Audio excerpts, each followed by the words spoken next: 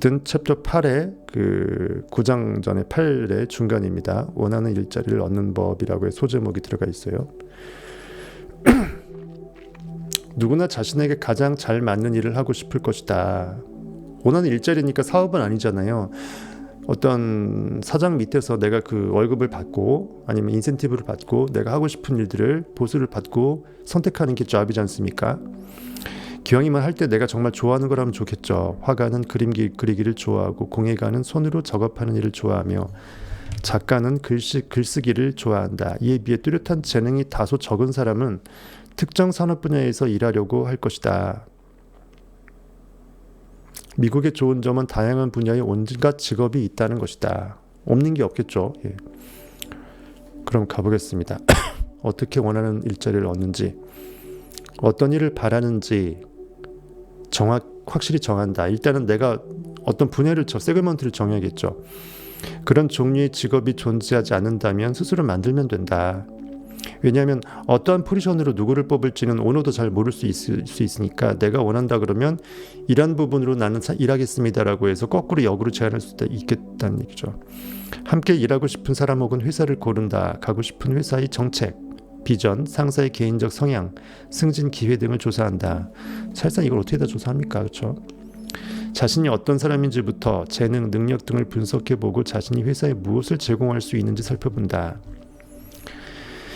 나의 그 달란트적인 재능들을 한번 보는 거예요. 물론 형이상학적으로 달란트는 상상력의 증강이지만 일단 우리가 알고 있는 소위 말하는 탤런트 하게 되면 그냥 눈에 보이는 어떤 뭔가 시공간 3차원적인 어떤 잘하는 주특기 이런 걸 말하죠. 영적인 능력으로까지는 생각을 안 합니다. 형이상학적으로는 그 뜻이지만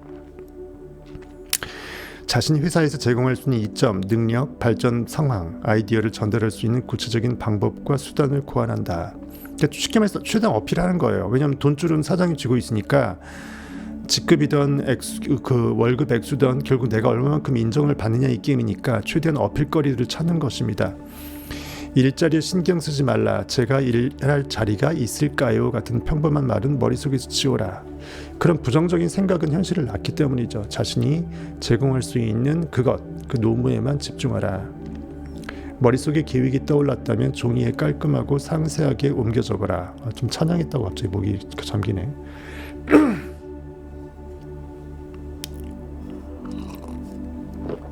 고용 권한이 있는 사람에게 그 계획을 제시하라. 그러면 나머지는 자동으로 해결된다. 어떤 회사든 가치 있는 아이디어나 능력을 지닌 유능한 사람을 찾는다. 인재가 없어서 난리지 특별한 인재가 쟤만이 가질 수 있는 어떤 그런 것이 있다면 쟤를 놓칠 수는 없잖아요. 어떤 회사든 회사의 이익이 되는 명확한 실천 계획을 지닌 사람에게 내줄 자리는 얼마든지 있다라는 거죠. 당장 월급이 나가도 몇 달 내에 그 사람의 존재 가치가 액수로 입증이 되고 보이지 않는 포텐셜로 입증되면 월급 아까워하는 오너 없습니다. 바보 아닌 이상. 이 절차를 실행하는 데는 며칠 혹은 몇 주가 걸릴 것이다. 하지만 이 시간이 수입과 승진 등에서 차이를 만들어내요. 적은 보수를 받고 말단에서 일하는 시간을 줄여줄 것이다. 그러니까 자기가 인정받지 못한 기간을 최대한 줄여야 빨리 내 자리를 찾잖아요.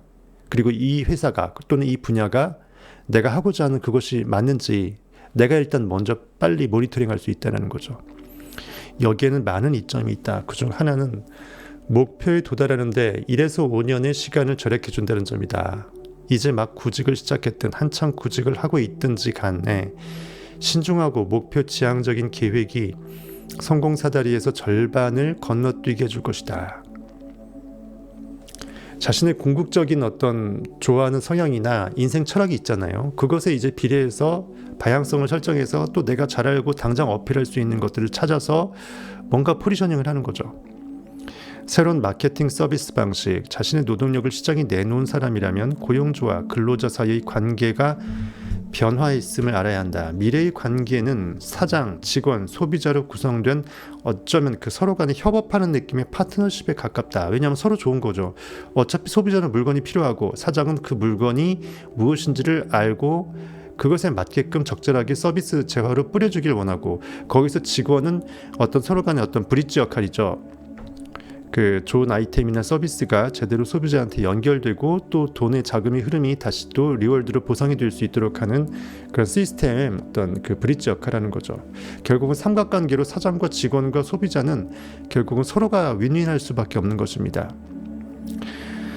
과거에는 고용주와 근로자가 서로 물물 교환을 했다. 거기에 제3자 즉 소비자가 포함되어 있지 않다는 걸 몰랐다. 고용주와 근로자는 소비자에게 효율적으로 상품 서비스를 제공하는 동료로 여겨야 한다. 대공황 시기 1920년대 후반부터 30년대 있죠. 미국 대공황 시기 나는 펜실베이니아 지역의 무연탄 광산 지역에서 몇 달간 지내면서 석탄 산업이 몰락한 배경을 조사했다. 나폴레옹 일은 별의별 거 안 해본 게 없어요. 그렇죠?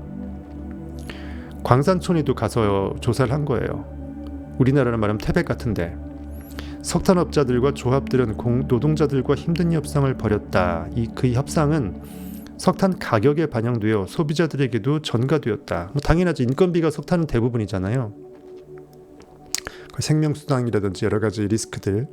하지만 이 행동의 결과는 업자들 측에 나쁘게 작용했다. 납품 지연과 높은 가격으로 인해 사실상 경쟁자들에게 오히려 석탄 시장의 문만 열어주는 결과밖에 안 됐다. 가격만 풀로 높여주고 다른 경쟁자사의 어떤 그 베너핏만 일으켜준 거죠. 이들은 무심결에 석유산업, 석유난로 제조업자들에게 좋은 사업 기회를 주었다. 즉 석탄보다 석유가 훨씬 더 채산성이나 여러 가지 어떤 노동 그 타산성 이런 것들을 더 우월성이 입증되게끔 만드는 꼴밖에 안 됐다라는 거예요. 이와 유사한 일이 가스업계에도 발생했다. 가스 검침원들은 한때 집집마다 문이 부서지게 두드리며 돌아다녔다. 왜냐하면 가스를 바꿔야 되니까 얼마나 기존 관성을 깨야 되니까 힘들어요. 문을 열면 검침원이 먼저 밀고 들어와서 얼굴을 찌푸리고는 이렇게 늦게 나오시면 어떡합니까? 라고 툭 내뱉었다. 이런 상황은 이제 바뀌었다. 가스 검침원은 상냥하고 신사답게 고객님 점검 왔습니다. 라고 말한다.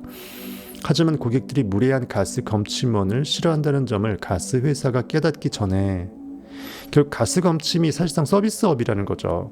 가스를 파는 것이 아니라 경쟁자인 석유 난로 영업사원들은 친절함을 무기로 감사합니다 하면서 소비자에게 다가가 사업을 급성장시켰다. 서로 엎치락뒤치락 하는 거예요. 이 이야기를 하는 이유는 우리가 누구이며 어느 지점에 있는지 보여주기 위해서다. 결국은 인사가 만사. 사람들이 결국은 원하는 건 마음이죠. 결국 내 마음을 흡족하게 해주는 쪽에 돈은 가게 돼 있고 거기서 결국은 돈은 벌게 돼 있는 겁니다. 결국은 종국적으로는 서비스라는 거예요. 결국은 물건을 파는 것 같지만 결국은 물건이 포함된 물건 이면의 서비스예요. 결국 물건을 사는 쪽도 결국 내가 기분 좋으려고 사는 거잖아요. 내가 일단 땡기면 돈을 지르잖아요. 내 호주머니에 카드를 긁게끔 할 수 있는 것은 내 기분을 좋게 하는 그것이에요. 느낌이 오니까 그런 거죠. 우리 자신이 상품이기 때문에 뭐 데니엘 카네먼이라고 해서 그 행동경제학자도 충분히 행동심리학도 얘기했잖아요. 결국 행동을 이끌어내는 것은 사람의 필이에요. 기분 좋아야 돼요. 이걸 뭐 컴퓨터처럼 다 계산해갖고 이것이 내가 이익이다 아니다 뭐 이걸 사야 된다 말아야 된다 우리가 그렇게 휘둘려갖고 논리이성적으로 살지 않습니다. 우리 자신이 상품이기 때문이다. 인과법칙이 사업 분야에 적용된다면 즉 원인이 결과를 야기한다 이런 거죠. 의식이 현실을 창조하고 개개인은 물론 개인의 경제 상황 역시 마찬가지일 것이다. 공손함과 서비스는 오늘날 상품 판매의 지론이다. 즉 뭐 친절이라고 볼 수도 있겠고 어떤 뭐 우아함이라고 볼 수 있겠고 눈에 보이지 않는 어떤 상품성이죠. 좋은 느낌을 선사해 줘야 되는 거죠. 우리가 고급 백화점이나 고급 그 명품 샵일수록 내가 돈이 있던 없던 일단 들어가는 순간 응대를 받잖아요. 고용주보다 고객 서비스 마케팅 직원들이 소비자들에게 직접 다가간다. 결과적으로는 고객이 우리를 고용한다고 말할 수도 있겠다. 왜냐하면 사는 사람이 있어야 직원이 일할 수 있는 그 직장이 직책이 생기고 그러한 자기가 버는 월급도 사실은 사장이 주는 것이 아니라 고객이 사준 그 물건 값에서 나온다는 거죠. 결국은 고객이 직접 주는 거나 마찬가지라는 것입니다. 고객 서비스에서 실패한다면 자신과 고용주 모두 서비스할 고객을 잃는 대가를 치르게 된다. 이렇게 해서 손님이 망이라고 볼 수 있는데요. 역으로 따지면 손님이 왕이 돼서 내가 노예로 무릎 꿇으면 된다고, 그것도 아닌 거예요. 왜냐하면 손님이 뭘 원하는지는 제대로 알아라는 의미의 손님이 왕인 것이지, 진짜 왕은 내가 되어야 돼요. 왜냐하면 내가 갑이 되어야 내가 가격을 마음대로 결정할 수 있고, 내가 누구한테 팔 수 있을지 내가 결정할 수 있고, 내가 휘둘리지 않아요. 그래서 경쟁 상대도 덜 있게끔 내가 독점할 수 있다는 거죠. 궁극으로는 내가 왕이어야 돼요, 판매자가. 그 과정에서 소비자가 왕이 되는 것은 내가 소비자한테 최고의 가치를 부여해주기 위한 어떤 타겟팅을 하는데 소비자가 왕이다라는 것을 써먹을 뿐이지, 궁극적으로 내가 왕이에요. 전 제 생각은 그렇습니다. 손님이 왕인 게 아니라 따고 배짱으로 파는 사람이 왕이 돼야 돼요. 아무나 내가 안 팔아준다, 너니까 내가 너한테 팔게, 네가 사게 해줄게, 이런 개념으로 남들과 탁월하게 차별화된 자기만의 상품 서비스가 있게끔 하고, 거기서 충분히 그에게 흡족한 결과를 야기시켜준다면 뭐 무릎 꿇고 사겠죠. 그렇죠? 그렇게 만드는 것이 저는 결국은 소비자한테도 좋은 게 뭐냐면, 걔네 소나 다 파는 건 어차피 의미가 없잖아요. 여기 가야만 있을 수 있는 거가 여기가 있기 때문에 내가 그걸 사는 거가 되니까, 특별히 진짜 판매자가 왕이 될 정도로 그러한 상품의 판매자가 있다면 오히려 소비자는 고마워합니다. 윈윈이죠. 그 다음에 당신의 QQS율은이라고 질문이 되어 있습니다. 당신이 제공할 수 있는 노무를 효율적이고 지속적으로 성공적으로 홍보하는 요인들을 탐구하고 분석하고 이해하고 적용하지 않으면 시장에 효율적이고 오래도록 제공할 수가 없다. 자신의 능력을 팔 때 무엇이 강점이 될지 알아야 한다. 뭐가 먹힐지, 나의 값어치가 어디에 있는지, 그것이 얼마나 그 물리적인 값으로 환산이 될 수 있는지, 그것을 내가 어떻게 입증할 수 있는지, 그걸 내가 어떻게 가격을 포장할지, 어필을 할지, 그리고 구입한 사람이 재구매를 할 수 있게끔 충분히 그 효능 효과를 내가 불러일으키게 될지, 그 모든 것들을 판단해야죠. 판매하는 그 노무의 질과 양, 직업 정신이 보수와 고용 지속성을 결정하게 될 것이다. 내가 어떠한 멘탈을 갖고 있다, 어떠한 그 소양 철학을 갖고 있다, 내가 이 돈을 벌기 위해서 이 짓거리를 하는 게 아니라 내가 정말 이것이 행복하고 가치가 있기 때문에 고객 앞에서 내가 웃는 것이고, 그들에게 잘 보이는 것이 아니라 내가 내 마음에 있는 그 정말 그 좋은 에너지가 상생으로 넣어지고 받아지고 하는 그것 자체가 좋기 때문에, 내가 뭐 개그맨도 아니고 그 앞에서 웃기려고 하는 게 아니라 내가 정말 그 주고받는 그 사랑 가운데 내가 의미 있기 때문에 내가 거기서 웃을 수 있다, 그러면 그거는 내가 굴복하는 게 아니잖아요. 그런 식으로 자기 철학이 있을 필요가 있다는 것입니다. 거기서 어떤 노무의 진정한 질과 그 어떤 양적인 보상이 주어질 것이라는 거죠. 자신이 제공할 노무를 효율적으로 시장에 내놓으려면 QQS라는 공식을 고려하라고 합니다. 즉 퀄리티, 질이죠. 그 다음 퀀티티, 양입니다. 아무리 맛있어도 양이 너무 작으면 음식점에 못 가잖아요. 반밖에 안 줘버리면 아무리 맛있어도 안 갑니다. 그 다음에 완벽한 영업사원들이 갖춘 적절한 직업정신, spirit, attitude라고 볼 수 있겠죠. 태도, 질, 양, 그 다음에 어떤 정신자세에서 QQS, quality, quantity, 그 다음 spirit, QQS 공식을 익히라고 합니다. 노무의 질, 노무의 양, 그 다음에 직업정신. 자신의 자리에서 할 수 있는 모든 일을 세세한 부분까지 가장 효율적으로 해내겠다는 태도를 지니고 실제로 그렇게 하라. 똑같은 그 크라이슬러 지프 루비콘을 팔더라도 왜 이 사람한테 사고 싶어질까요? 사람이 왜 누구는 판매 왕이고 누구는 그냥 꼴찌일까요? 일단 내가 이 사람한테 사면 든든하고 기분 좋기 때문이에요. 어차피 그 차가 그 차거든요. 근데 왠지 얘한테 사주게 되면 얘가 좀 잘 되고 돈 벌었으면 나도 이제 기분이 좋을 것만 같은 그런 사람한테 사주고 싶잖아요. 그런 느낌이에요. 결국 이심전심이죠. 노무의 질.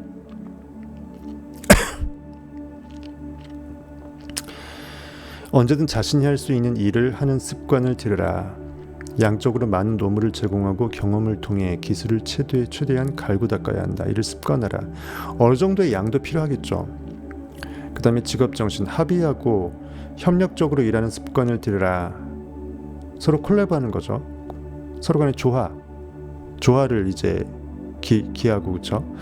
그러면 동료 직원이나 관련 업체들의 협력을 이끌어낼 것이다. 말 한마디에 천냥빚을 갚는다고 어차피 상대하는 거 정말 기분 좋게끔, 일단 내가 기분이 좋기 위해서 내가 기분 좋은 말투를 하게 되면 상대방도 기분 좋을 것이고, 내가 나 기분 좋자고 유머 있는 위트 있는 말을 건네면 그도 그것을 받아쳐서 같이 기뻐할 수 있다는 거죠.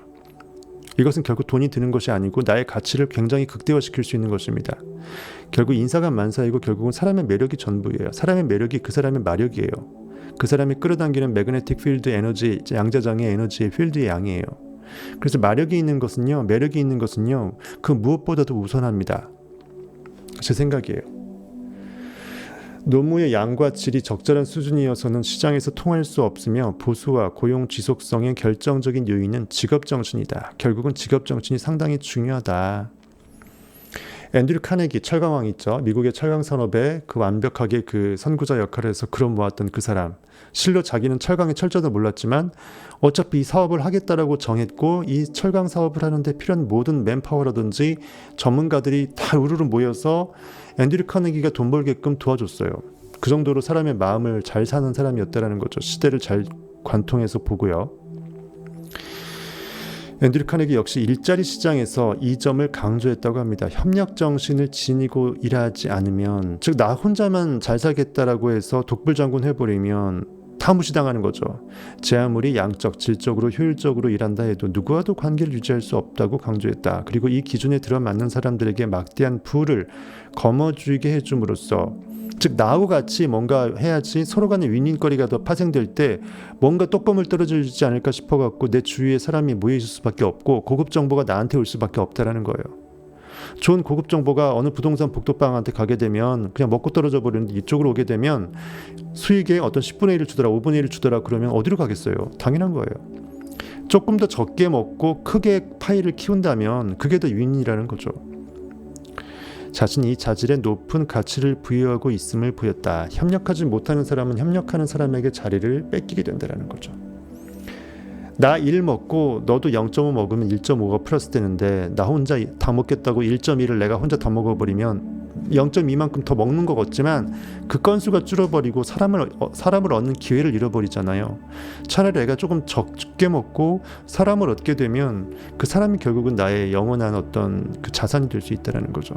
그리고 꼭 돈적으로 따지지 않더라도 일단은 그의 식솔들을 먹여 살릴 수 있고 행복할 수 있잖아요. 그것이 일단 나한테 기분 좋은 거예요. 그것이 온 우주의 끌어당김의 법칙에 의해서도 당연히 유익합니다. 할 수 있거든 모든 이와 더불어 화평하라라고 성경이 되어 있습니다. 나하고의 원수이라 할지라도 그를 원수로 대접하지 말고 서로 거꾸로 사랑하라고 했어요. 왜냐, 이미 결과로 원수진 결과가 나왔다고 해도 그건 이미 결과잖아요.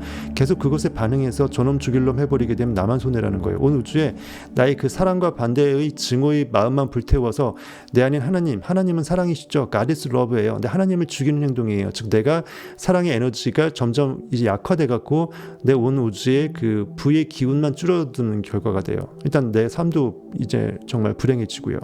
결국 좋은 게 좋은 것입니다. 진짜 형이상학적으로 잘 생각하면 좋은 게 좋은 거예요. 상상을 잘한다라는 것은 현실에 대해서 정말 최극상으로 상상해 주는 거기도 하지만 그 이면에 그 사람을 행복하게 할 수 있는 방법을 찾는 사람의 마인드라는 거예요. 결국 그가 불행하면서까지 내가 굳이 행복을 추구한다고 뭔가 내가 더 먹겠다고 하는 것은 실상 그것이 진짜 궁극의 나의 행복을 더 공고히 하는 것이 아니라 허무하게 만들어요. 결국은 죽을 때 갖고 갈 거 아니잖아요. 돈이요. 그렇죠? 돈은 정말 소중할 수 있겠지만 결국은 쓰기 위해서 쓸 때 딱 한번 그 카드 한번 긁어질 때 제대로 어디 뱅킹이 될 때 아니면 엄청난 그 돈의 매개물로서의 가치를 딱 발휘할 때 상품 재화가 왔다가리 갔다리 하면서 거기서 소용되는 그 돈의 가치가 쓰여질 때 비로소 돈이 나 돈이었어라고 입증하는 거잖아요. 그 전까지 돈은 그냥 안 쓰면은 그냥 똥보다 못한 거예요. 사실은. 그렇죠. 그리고 실제로 그 돈은 언제 증액이 됩니까? 단순히 그냥 티끌 모아 한 푼 두 푼으로 증액됩니까? 아니죠. 제대로 투여가 돼서 투자가 됐을 때 레버리지 효과를 얻어서 충분히 필요할 때 적시적시에 그 에너지가 거기에 투입이 돼서 거기서 한 사이클이 돌았을 때 선순환의 어떤 그 눈덩이가 불려지는 거잖아요. 내가 눈 한 번 뭉친 다음에 이것으로 팥빙수 한 그릇 먹을 수 있다 그러면 판결을 잠깐 참은 다음에 눈사람을 만들고 산 위에 올라가서 눈 많이 온 날 눈사태를 일으키게끔 굴려버리는 거죠. 그럼 밑에서는 눈사태가 나서 그 눈덩이로 끌어모아진 것은 뭐 팥빙수로 수억 그릇이 나온다라는 거죠. 팥빙수 프랜차이즈 전 세계 차려도 되는 거예요. 그런 식으로 내가 좀 더 크게 볼 수 있다면 그렇게 하면 될 것 같습니다. 유쾌한 성격 역시 중요하다고 합니다. 결국은 내가 유쾌할 수 있다는 것은 내 에너지가 좋아진다는 거고, 그럼 그 에너지가 다른 사람한테 전염이 된다는 거예요. 전이가 돼서 이유 없이 그 또한 그 안에 있는 잠재의식은, 그 안에 하나님은 나와 더불어서 춤을 추고 있다는 것입니다. 내 에너지 진동수가 그의 에너지 진동수를 교호시키게끔 왱 하면서 밀어붙이는 거예요. 그러면 그 주파수의 그 진동 에너지에 따라서 그 또한 놀 수밖에 없는 거죠. 그러면서 유유상종이라고 해서 그 진동수에 어울릴 만한 사람들의 에너지 진동수들이 모이게 됩니다. 그러면서 거기서 부가 폭발하고 기회가 창출되면서 엄청난 세상을 완벽하게 움직일 수 있는 섀도우 캐비넷도 탄생할 수 있겠죠.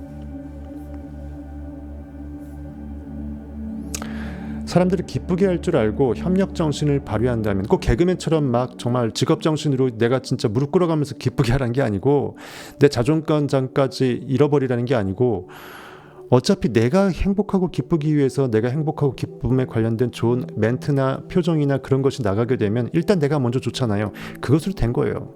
이제 그거에 대한 반사이익 덤으로 그도 좋다 그러면 더 좋은 거고요. 힘든 일 생겼고 열받는 일 생겼고 황당한 일 생겼는데 거기서 열받아 버리면 나만 손해입니다. 그 따져봐야 내 목만 아프고요. 내가 결국은 다 맞다고 해도 팩트 폭격일 뿐이고, 상상력의 그 의식의 법칙의 입장에서 바라보게 되면 헛짓하는 거예요. 그래서 so what? 뭐가 유익하냐고요. 진짜 유익한 거는 내 영이 먼저 행복하고 내 영이 현실에서 반응하지 않고 상관없이 내가 이미 원하는 것을 이루어서 황홀한 지경을 먼저 느끼는 것이 선행적으로 감사하면서 찬양하면서 기뻐하면서 용서하고 축복하는 건데, 그렇게 하기 위해서는 현실이 개무시돼야 되는데, 이미 엎질러진 물에 대해서 이것이 누구가 잘못이고 무슨 교통사고 서로 간에 손해 위험부담 처리하듯이 서로 간에 잘잘못 따져봐야 결국은 내 목만 아프고 입만 아프고 소중한 지금이라는 프레젠트 선물만 낭비하는 거예요. 그래서 이미 엎질러진 물은 할 수 있거든 모든 이와 더불어 화평하는 게 최고입니다. 당장 내가 돈이 좀 나간다고 해서 싸워서 내가 이길 수 있는 거 괜히 소송해 갖고 시간 낭비하고 대리인 비용 낭비하고 거기서 힘들어하면서 내가 정말 영적으로 평안을 찾을 수 있는 것을 잃어버리니 차라리 그냥 있는 돈 주고 그냥 내가 다 잘했다고 해도 합의해버리는 게 나한테 이익이라는 거예요. 그러면 소송 에너지도 낭비가 안 되고요. 판사들의 어떤 일도 업무가 줄어들 것이고요. 말하자면 그렇다라는 것입니다. 어차피 하늘이 하고 내가 알잖아요. 내가 잘못 없는 건 내가 이미 알아요. 그러니까 그거를 괜히 판결 받겠다고 아둥바둥 해봐야 변호사만 돈 버는 거예요. 변호사만. 그래서 양적 사람을 기쁘게 할 줄 알고 협력 정신을 발휘한다면 양적 질적으로 능력이 부족해도 그것을 충분히 보완해낼 수 있다. 이유 없이 얘는 나를 기분 좋게, 왠지 내가 기분이 좋아서 얘가 잘 되기를 바래. 그런 사람한테 뭔가 어차피 똑같은 차를 사더라도 현대자동차 그랜저를 사더라도 얘한테 사주기를 원한다는 거죠. 유쾌한 마음을 대신할 수 있는 건 없다. 유쾌가 전부다. 저 기쁨이 전부다. 그래서 성경 얘기하지 않습니까? 항상 기뻐하라. 항상 기뻐하라. 기뻐하고 즐거워하라. 근심하지 말라. 걱정하지 말라. 기뻐하고 즐거워하라. 슬픔 대신 희락을, 재 대신 화관을, 그렇죠? 근심 대신 찬송을, 그렇죠? 성경이 어디서 슬퍼하라, 재 뒤집어 쓰고 막 울어라, 원통해하라 어디가 돼 있어요? 마음의 법칙은 무조건 내가 원인 세계에서 의식을 좋은 걸 머금어내야 현실이 바뀌기 때문에 내가 거기서 짜증을 내버리고 힘들어버리면 나만 손해인 거예요. 성경 말씀에 이런 게 있죠. 내가 사람으로 기쁘게 하랴 하나님으로 기쁘게 하랴. 당연히 하나님으로 기쁘게 하랴죠. 그 구절 기억나십니까? 그것도 형이상학적인 겁니다. 사람으로 기쁘게 한다는 것은 사람 비위 맞춘다는 게 아니고 현실의 결과의 세계에서의 보이는 이미 결과물에 대해서 거기서 기쁨을 찾는 걸 말해요. 즉 현실에 대한 리액팅 반응을 말하는 것입니다. 그 사람 안에 있는 영이 하나님이기 때문에 그가 기뻐하실 수 있게끔 그를 용서하는 거예요. 그래서 그의 마음이 용서돼서 그가 편해지는 거고, 그때 나는 비로소 내가 죄가 없더라도 잘잘못 따지지 않고 내가 괜히 죄 때문에 열받아 하지 않고 조금 나도 용서받고 편해지는 거예요. 팩트적으로 내가 잘못이 없어도, 제가 죽일 놈이라 그래도 이미 엎질러진 결과라면 그걸로 죄를 깜빵에 넣어서 무슨 의미가 있겠습니까? 하나님으로 기쁘게 하라는, 결국 내 안에 있는 마음이 먼저 평강의 왕으로, Prince of Peace, 그렇죠? 평강의 왕으로, 원더풀 카운셀러로 내가 회복되는 거예요. 그래서 그것을 위해서 누구를 용서하고 누구를 축복해 주는 겁니다. 그것이 결국 하나님으로 기쁘게 하라는 거죠. 내 마음이 기뻐하는 쪽으로 내가 행동을 할 때 그것이 영적인 존재로서의 삶이 되는 것이고, 결과 이 세상에서 팩트 좋아하고 분석하게 되고 고깃덩어리 사람들 비위 맞추려고 아둥바둥 해봐야 결국은 나는 그냥 그 내시밖에 안 되는 거예요. 조선시대에 말하면 왕 앞에서 그 중국으로 말하면 십상시밖에 안 되는 거예요. 그래서 내 자존감을 찾고 내 안에는 I am이 왕 대신 만왕의 왕인 내 의식이 찬양받을 수 있는 최고의 평강의 길을 먼저 찾아서 할 수 있거든 모든 이와 더불어 화평하는 것이 낫습니다. 하물며 비즈니스 세계에선 더욱더 화평할 거리죠. 왜? 윈윈할 거리고 재화와 상품이 소통되는 거니까 당연히 좋아서 누구도 필요해서 사는 거고, 당연히 파는 사람도 기분이 좋고 돈을 벌니까 좋은 거고요. 이런 경우에 당연히 유쾌, 기쁨과 화평은 당연히 끼어들어갈 수밖에 없는 최고의 궁극의 어떤 삶의 목적 궁극이기도 하면서 과정에 굉장히 중요한 도구이기도 하는 것입니다. 그래서 정신적인 어떤 태도나 이런 어떤 정신 자세, 이런 굉장히 중요하다는 거죠. 직업정신이. 직업정신, 이거는 이전에 저는 인간적 정신으로 필요하다고 보는 거예요. 인간의 가치적으로 일단 뛰어나 아주 중요하다, 우선순위다.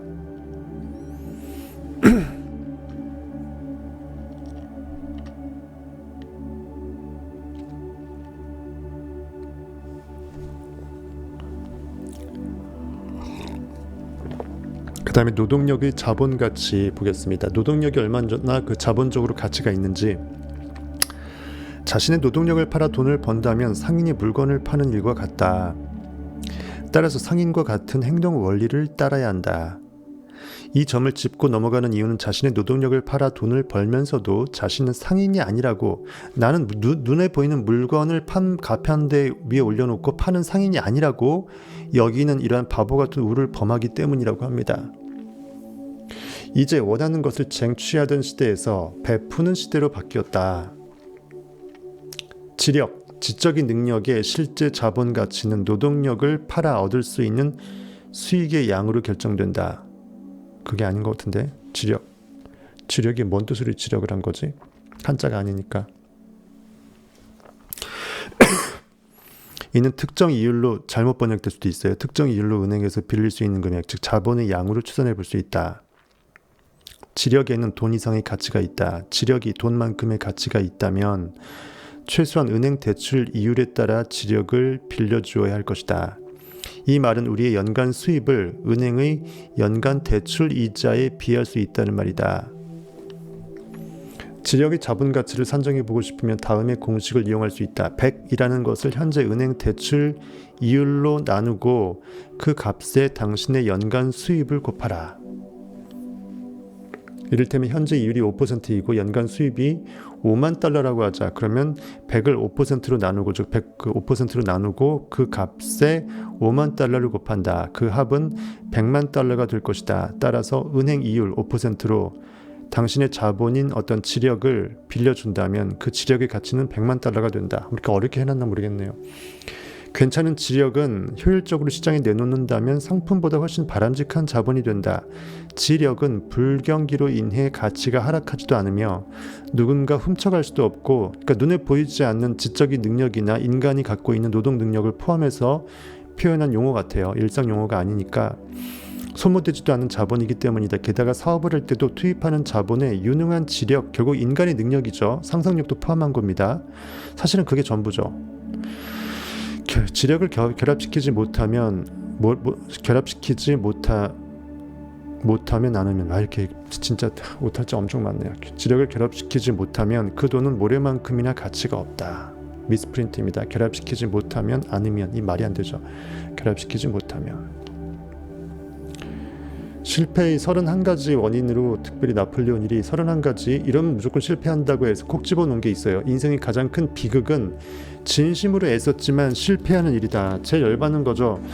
진짜 열과성을 다했지만 최선을 다했다고 생각하는데 결과는 꽝인 경우. 성공한 사람들은 상대적으로 극소수이고 어마어마하게 많은 사람들이 실패한다. 나는 98%의 사람들이 실패한다고 생각한다. 그리고 불을 일군 사람들이 따른 13가지의 주요 원칙과, 그러니까 나폴레온 힐이 굉장히 중요하게 여기는 13가지를 지금 그 책 전체를 통해서 관통해서 챕터별로 알려주고 있잖아요. 이 실패하는데 실패할 수밖에 없는 31가지의 주요 원칙을 발견했다. 13, 31 서로 어긋나면 딱 맞네요. 13가지의 성공 법칙 그리고 31가지의 실패할 수밖에 없는 그런 원인, 이렇게 실패의 31가지 이유를 읽어가면서 하나씩 자신에게 대입해보고 성공을 가로막는 요인을 확인해보자 라고 합니다. 먼저 태생적 불리함이 있어요. 태생적이라는 것은 아예 시작부터 출발선상이 다른 거예요. 근원적으로 한계를 쓰고 있는 거예요. 몇 안 되지만 재능 문제를 가지고 태어난 경우도 있다. 이는 31가지 실패 요인 중 유일하게 개인이 해결할 수 있는 것이 아니다.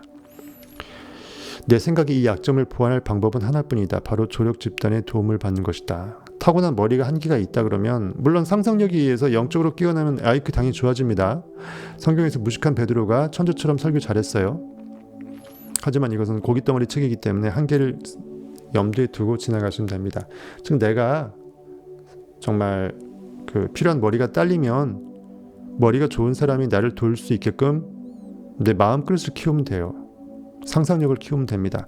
삶의 목표 부재, 삶의 중심 목표나 명확한 목적이 없으면, 즉 내가 뭘 좋아하는지 몰라, 내가 무엇이 정말 가슴 떨리게 하는지 내가 몰라, 즉 매그네틱 필드, 온 우주의 양자 에너지장, 전자기 장을 움직이려면 내가 매그네틱 심장이 먼저 뛰어서 거기서 매그네틱 필드, 자장이 먼저 만들어져서 그것이 필요한 정보를 쏴서 필요한 전자장이 같이 교호적으로 해서 전기, 자기장이 교호해서 증폭돼 갖고 온 우주에 쏴줘야 되는데 내가 먼저 심장이 울릴 수 있는 그 포커스를 못 찾게 되면 결국 나는 계속 이제 의미가 없이 사는 거예요. 콤파스를 말하면 중심점을 못 잡고 원을 막 그리겠다고 계속 콤파스의 그 다리만 벌리는 경국이 되는 거예요. 의미가 없는 거죠. 다리만 부러져요. 내가 어디를 중심점으로 딱 찍을지가 정해진 다음에 필요한 반지름이 펴지는 거죠. 그만큼 우리가 인생에서 진짜 내가 뭘 원하는지를 알고 사는 게 얼마나 복인지, 그것이 얼마나 나의 희열과 삶의 어떤 설렘과 성취욕과 그 가운데 내가 진리 가운데 자유할 수 있는, 진리로 깨어날 수 있는 그 포커싱까지 돼 있다 그러면 끝나는 거죠. 근데 대부분은 진리까지는 우리가 영감생심 구하지 않습니다. 진리고 나발이고 현실에서 잘 먹고 잘 살면 땡기는 거예요. 그러니까 한계가 있는 것입니다. 청배 패밀리 분들은 진리까지 구하기 때문에 이렇게 오시는 거고, 만밀리, 청밀리 분들도 마찬가지고요. 내가 분석한 98%의 사람들이 여기에 해당되는데 명확한 목적이 없어서 성공이 안 된 것이다. 자기 스스로도 내가 어디로 가고 싶은지 자기도 모른다는 거예요. 이것이 그들이 실패한 주요 원인이다. 평범하게 살고 싶지 않다는 야망이 또 결여되어 있대요. 즉 내가 진짜 우르르 불타는 열망과 야망이 정말 나 이거 하고 싶어라고 해서, 난 특별하고 싶어라고 해서 extraordinary 하고 싶어야 되는데 스페셜한 게 없어요. 그냥 뭐 그거나 해버리게 되면 명확한 특정된 어떤 목적이 없는 것처럼 내가 특별하고자 하는 욕망이 없어요. 위대하고 싶은 생각이 없어요. 그러니까 자기 생각대로 평범한 삶밖에 못 사는 거예요. 그러면서 나는 왜 자꾸 평범한 삶밖에 못 살지 하면서 스스로 그거에 대해서는 또 열받아해요. 자기 스스로 정말 갈망하는, 특별해지고 싶고자 하는 그 야욕이 없으면서도 평범한 것도 싫어해. 결국은 이건 영적 게으름이죠. 내가 뭘 원하고 그것을 이루기 위해서 어떠한 존재가 되고 싶어하고 이런 것들에 대해서 명확히 에너지를 끌어올리는 건 귀찮아하고, 그러면서 평범하게 사는 것도 짜증나고 루틴한 모노토너스 하니까 그걸 결국은 스스로 무덤을 파는 겁니다.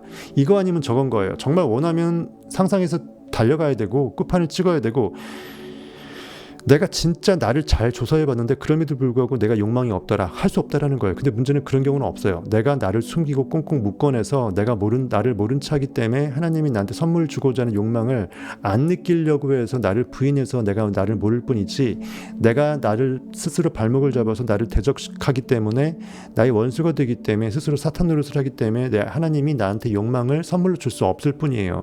대부분 스스로의 평범한 사람은 사실 없습니다. 모두가 하나님이 똑같이 들어가 있어요. 다 특별해질 수 있어요. 제로섬 게임이 아니라고요. 하지만 내가 정말 원대하게 확정적으로 나는 이미 위대한 존재라고 믿지를 못하고 느끼지를 못하기 때문에 잠재의식이 변할 수가 없고, 그러니까 현실도 맨날 고만고꼴로 고만고만하게 나온다는 거예요. 평범하게 살고 싶지 않다. 즉 특별하고자, 나는 정말 특별한 하나님이 내 안에 들어가 계시는 I am이다. 나는 지저스다. 그거를 내가 정말로 믿고 갈망한다면 결국은 삶은 바뀔 수밖에 없다는 거예요. 그렇다고 이단 교주가 되라는 말이 아닙니다. 발전하고 싶은 마음이 없거나 무관심한 사람, 기꺼이 대가를 치르려 하지 않는 사람은 성공할 수 없다. 값을 지불하지 않으면 그만큼 무가치하게 여긴다는 거니까 그 가치를 내가 먹어낼 수도 없다라는 거예요. 에르메스가 왜 몇천만 원짜리 백이 비쌀까요? 소장 가치고 있고 실제로 좋아하잖아요. 좋은 가죽 썼기 때문일까요? 아니에요. 가죽만 좋아서는 안 됩니다. 그만큼 그것의 값어치를 부여해주고 그걸 상관의 약속이 돼서 누가 보더라도 가치가 있다라고 여기고 있기 때문에 나는 그 가치를 부여할 수밖에 없고, 거기서 내가 똑같은 그 물건을 넣는 가방을 쓰더라도 어차피 기왕이면은 가치가 있고 소장성이 있는 그것을 부자들은 살 수 있을 뿐이에요. 그러니까 그것이 가치가 있어서 그 몇천만 원짜리 한정판을 내가 사는 거라고요. 가죽값이 아니라고요. 그만큼 정말 여러분들이 진리를 사모한다면 진리에 아주 큰 가치를 부여하십시오. 부여하신 만큼 그것이 여러분들에게 돌아와서 복이 됩니다. 이는 상대적으로 극복하기 쉬운 요인이다. 교육 부족도 있대요. 못 배워서. 경험상 학식이 있는 사람들 중에는 독학한 사람들이 의외로 많다. 왜냐하면 학교에서 정크푸드 먹여서 규격화된 지식을 우겨 넣는 그것을 내가 시스템에서 양육받은 사람은 그래봐야 잘해봐야 거기서 거긴 거죠. 설사 서울대 할아버지를 갔다 해도 대기업에서 잘 써먹히기 좋은 이사 정도 한번 하고 끝나겠죠. 끝이에요. 교양 있는 사람은 다른 사람의 권리를 침범하지 않고서 삶에서 자기가 원하는 것을 얻어내는 법을 배운 사람이다. 우아한 삶이죠. 즉 우아라는 게 무슨 말인지 아는 거예요. 아름답고 사랑스럽고 자기가 충분히 자기 우월적으로 이미 하나님됨을 깨닫고 있지만 남을 업신여기지도 않는 거예요. 왜? 그 안에 있는 의식도 내 안에 있는 의식과 하나의 의식 시스템이기 때문이죠. 즉 그의 결과 모습이 나의 피조물의 모습이에요. 즉 그가 잘 돼야 내 의식도 잘 된다는 걸 내가 알기 때문에 그가 못되기를 내가 원치 않아요. 왜냐하면 그와 나는 경쟁 상대가 아니라고 생각하기 때문이죠. 내 안에는 하나님은 과감히 누구하고도 경쟁할 수 없는 유일한 천상천하 유아독존 The Oneness of God, 유일하신 하나님임을 내가 알고 있어요. 나의 존재의식이 절대 하나밖에 없는 의식인지를 내가 안다면, 그것이 창조의 주제임을 안다면 현실에 있는 고깃덩어리들, 즉 사람이 내게 어찌하리요, 성경 말씀 그대로 한 사람을 두려워하지 않고 한 사람과 비교당하지 않고 그가 좋은 일 생기면 그냥 축복하고 끝이에요. 별거 없는 거예요. 그가 세상에서 제일 우월한 어떤 역사적인 존재로서 결정된다 할지라도 그냥 대단한 사람으로 그냥 박수 쳐주고 끝이에요. 축복해주고 끝이에요. 어차피 그 또한 내 피조물일 뿐이라고요. 내 IM의 무한한 전능성에 비하면 껌값도 안 되는 거라고요. 그러니까 굳이 걔하고 나를 비교하지 않는 거죠. 그렇다고 그를 무시하라는 게 아니고 내 안에 있는 존재의 의식만큼 자존적으로 높은 우월적인 존재는 세상에 없다라는 거예요. 나 이외의 다른 신이 없다라는 게 그 말입니다. 누구든지 나를 말미암지 않고는 아버지께로, 즉 하나님께로 올 자가 없다라는 거예요. 즉 내가 하나님이라는 겁니다. 내 고깃덩어리 말고 내가 나라고 생각하는 그 존재한다고 생각하는 의식의 주체가 말이죠. 그것이 온 우주의 의식 시스템 자체라는 거죠. 그래서 사람들은 각자의 나가 있는 것이고 각자 나를 중심으로 해서 세상이 돌아가는 것입니다. 그래서 그것이 그 진정한 콤파스의 중심점으로서 찍혀졌을 때 그 사람은 큰 영향력을 미치고 사람들의 리더가 되는 것입니다. 그 사람 안에서 꽃 피어난 진리는 많은 사람들 안에 마음 안에서 같이 꽃이 피어날 수 있게끔 동일한 꽃을 복사해서 나눠줄 수 있다고요. 하나의 촛불이 제대로 불타오르게 되면 그 촛불 하나에 초가 하나 타고 끝난 것이 아니라 그 하나의 촛불이 환해짐으로써 모든 사람의 마음의 촛불이 심지가 같이 타오를 수 있다는 거예요. 교양이 있는 사람은 다른 사람의 권리를 침범하지 않고 삶에서 자기가 원하는 것을 얻어내는 법을 배운 사람이다, 이 말이에요. 교육은 지식의 양이 아니라 지식을 효과적이고 지속적으로 활용하는지를 의미한다. 자신이 알고 있는 지식이 아니라 그 지식으로 무엇을 하느냐에 따라 보상을 받는다. 구슬이 서말이라도 꿰보게다 보배다. 달달 외운다고 해서 그것을 어떻게 이용할지 모른다면 나한테 짐밖에 안 돼요. 갖고 다녀야 되잖아요. 다 머리에 넣어야 되잖아요. 그럼 내가 순간 영특한 어떤 번개불 치는 그런 영감이나 직감이라든지 상상력을 가동시키는데 그게 굉장히 짐이 되죠. 차라리 그거 확 중간 잊어버리고 중간에 천재적인 번뜩이는 아이디어로 내 영감 흡족시키면서 상상의 그 부르르 떨을 해버리면은 지식 잠깐 까먹어도 괜찮아요. 찾아보면 나오니까. 남들이 다 갖고 있는 것은 내가 없어도 돼요. 남들한테 없고 나만이 있는 것을 내가 키워낸다면 필요한 지식들은 남들이 알아서 나를 보좌해 준다고요. 내 비서가 알아서 해준다고, 쉽게 말해서. 여러분들은 특별한 존재라는 걸 깨달으십시오. 지금이 내가 몇 살이든 나의 그 삶을 포맷하고 진짜 내가 원하는 그 길을 다시 가는 거예요. 내일 죽어도 오늘 제대로 뭔가 정말 뽑았던 칼로 무라도 제대로 썰어놓고 나중에 필요하면 관으로 들어가야 될 거 아니에요. 어차피 그것도 내가 들어가는 것이 아니라 내 껍데기가 들어가는 거예요. 내 의식은 영원히 존재하는 영존적 IM이에요. 죽음이란 없습니다. 의식한테요. 현재로서만 존재하기 때문에 시간이 안 갑니다. 그 다음에 5번째, 자제력 부족 얘기한다. 내가 셀프 통제력이 없는 거예요. 절제. 성경에서도 성경 8가지 열매 있죠. 사랑과 희락과 화평과 오래 참음과 자비와 양선과 충성과 온유와 절제는 이 같은 것들을 금지할 법이 없느니라도 있죠. 절제가 마지막으로 점이 찍히면서 문장의 마지막을 완성하듯이 완벽하게 전체를 조화롭게 통제하면서 가장 아름다운 그 정말 여백이 밑까지 살려가면서 명작품을 만들어내는 그 절제예요. 자기 통제력, 셀프. 내가 그 과유불급하지 않고 점 하나 찍어서 여기서 마칠 수 있는, 전체를 볼 수 있는 통관하는 능력이에요. 이 말은 자신의 부정적인 특성을 다스려야 한다는 의미이다. 먼저 자신을 다스리라. 그러면 자신이 놓인 상황 역시 다스리게 된다. 자신을 다스린다는 건 다른 게 아니고요. 2가지예요. 내가 원하는 걸 잘 느끼는 능력, 결과 위에서. 그 다음에 현실에 원하지도 않는데 괜히 반응하지 않는 능력. 리액팅하지 않고 액팅할 수 있으면 내가 전부 다 나를 통제하는 거예요. 그것이 Awakened Imagination에서 깨어난 상상력, 깨어난 영적 힘이라고 우린 얘기를 하고 있고요. 그것이 부활하신 그리스도의 힘이라는 거예요. 그럼 현실이 두렵지 않고 진리가 나를 자유케 한다는 것입니다. 그러면서 나는 계속 무한대의 의식으로 팽창하면서 난 이미 예수다, 진리다 해서 딱 고정되는 것이 아니라 계속 의식이 계속 새롭게 깨어나면서 물로 포도주를 만드는 것입니다. 가나 혼인잔치가 끝날 때까지요. 자신을 다스리는 일은 가장 어려운 작업이다. 자신을 완전히 다스리지 못하면 스스로에게 끌려다니게 된다. 즉, 내 안에 있는 에고가 내 안에 하나님을 포로로 잡아서 멱살 잡고 끌고 가는 거예요. 하나님이 나를 끌어야 되는데 하나님이 내 고깃덩어리에 그 과거의 그 모든 것들을 계속 정화시키면서 진리가 나를 끌어야 되는데 내가 진리를 은폐하면서 정말 하나님을 멱살잡이하면서 내가 갖고 가는 거예요. 그 하나님 내 안에서 자고 계시고 주고잡아 나가는 거죠. 그것이 결국은 진짜 하나님은 아담이기 때문에, 하나님은 아담이 되어신 거기 때문에 내가 하나님을 없이 여기면 내가 나를 없이 여긴 거예요. 즉 하나님이 하나님됨을 내가 거부한다면 내 안에 있는 나의 나됨을 내가 거부하는 것이 돼요. 그래서 사도 바울이 얘기했던 나의 나됨은 하나님의 은혜라는 그 말을 내가 거꾸로 역행하는 것이라고요. 여러분이 하나님의 종으로서 찌그러져서 사는 것은 하나님을 섬기는 게 아닙니다. 내가 현실에서 결과로서 종되는 모습이 내 안에는 주되는 원인세계에 하나님을 따르는 그 상황을 만들도록 종을 통제하고 주로서 산다는 거예요. 그것이 진짜 주를 섬기는 영적 예배의 그 형이상학적인 의미입니다. 하나님 저 여기 있고 나 여기 찌그러져서 종으로 대충 일벌레 열심히 하고 열심히 그 정말 교회 재단 같은데 새벽기도 무지하게 많이 왔다 갔다 하면서 섬기면서 발이 닳도록 헌금 풀어내고 이게 아니라고요.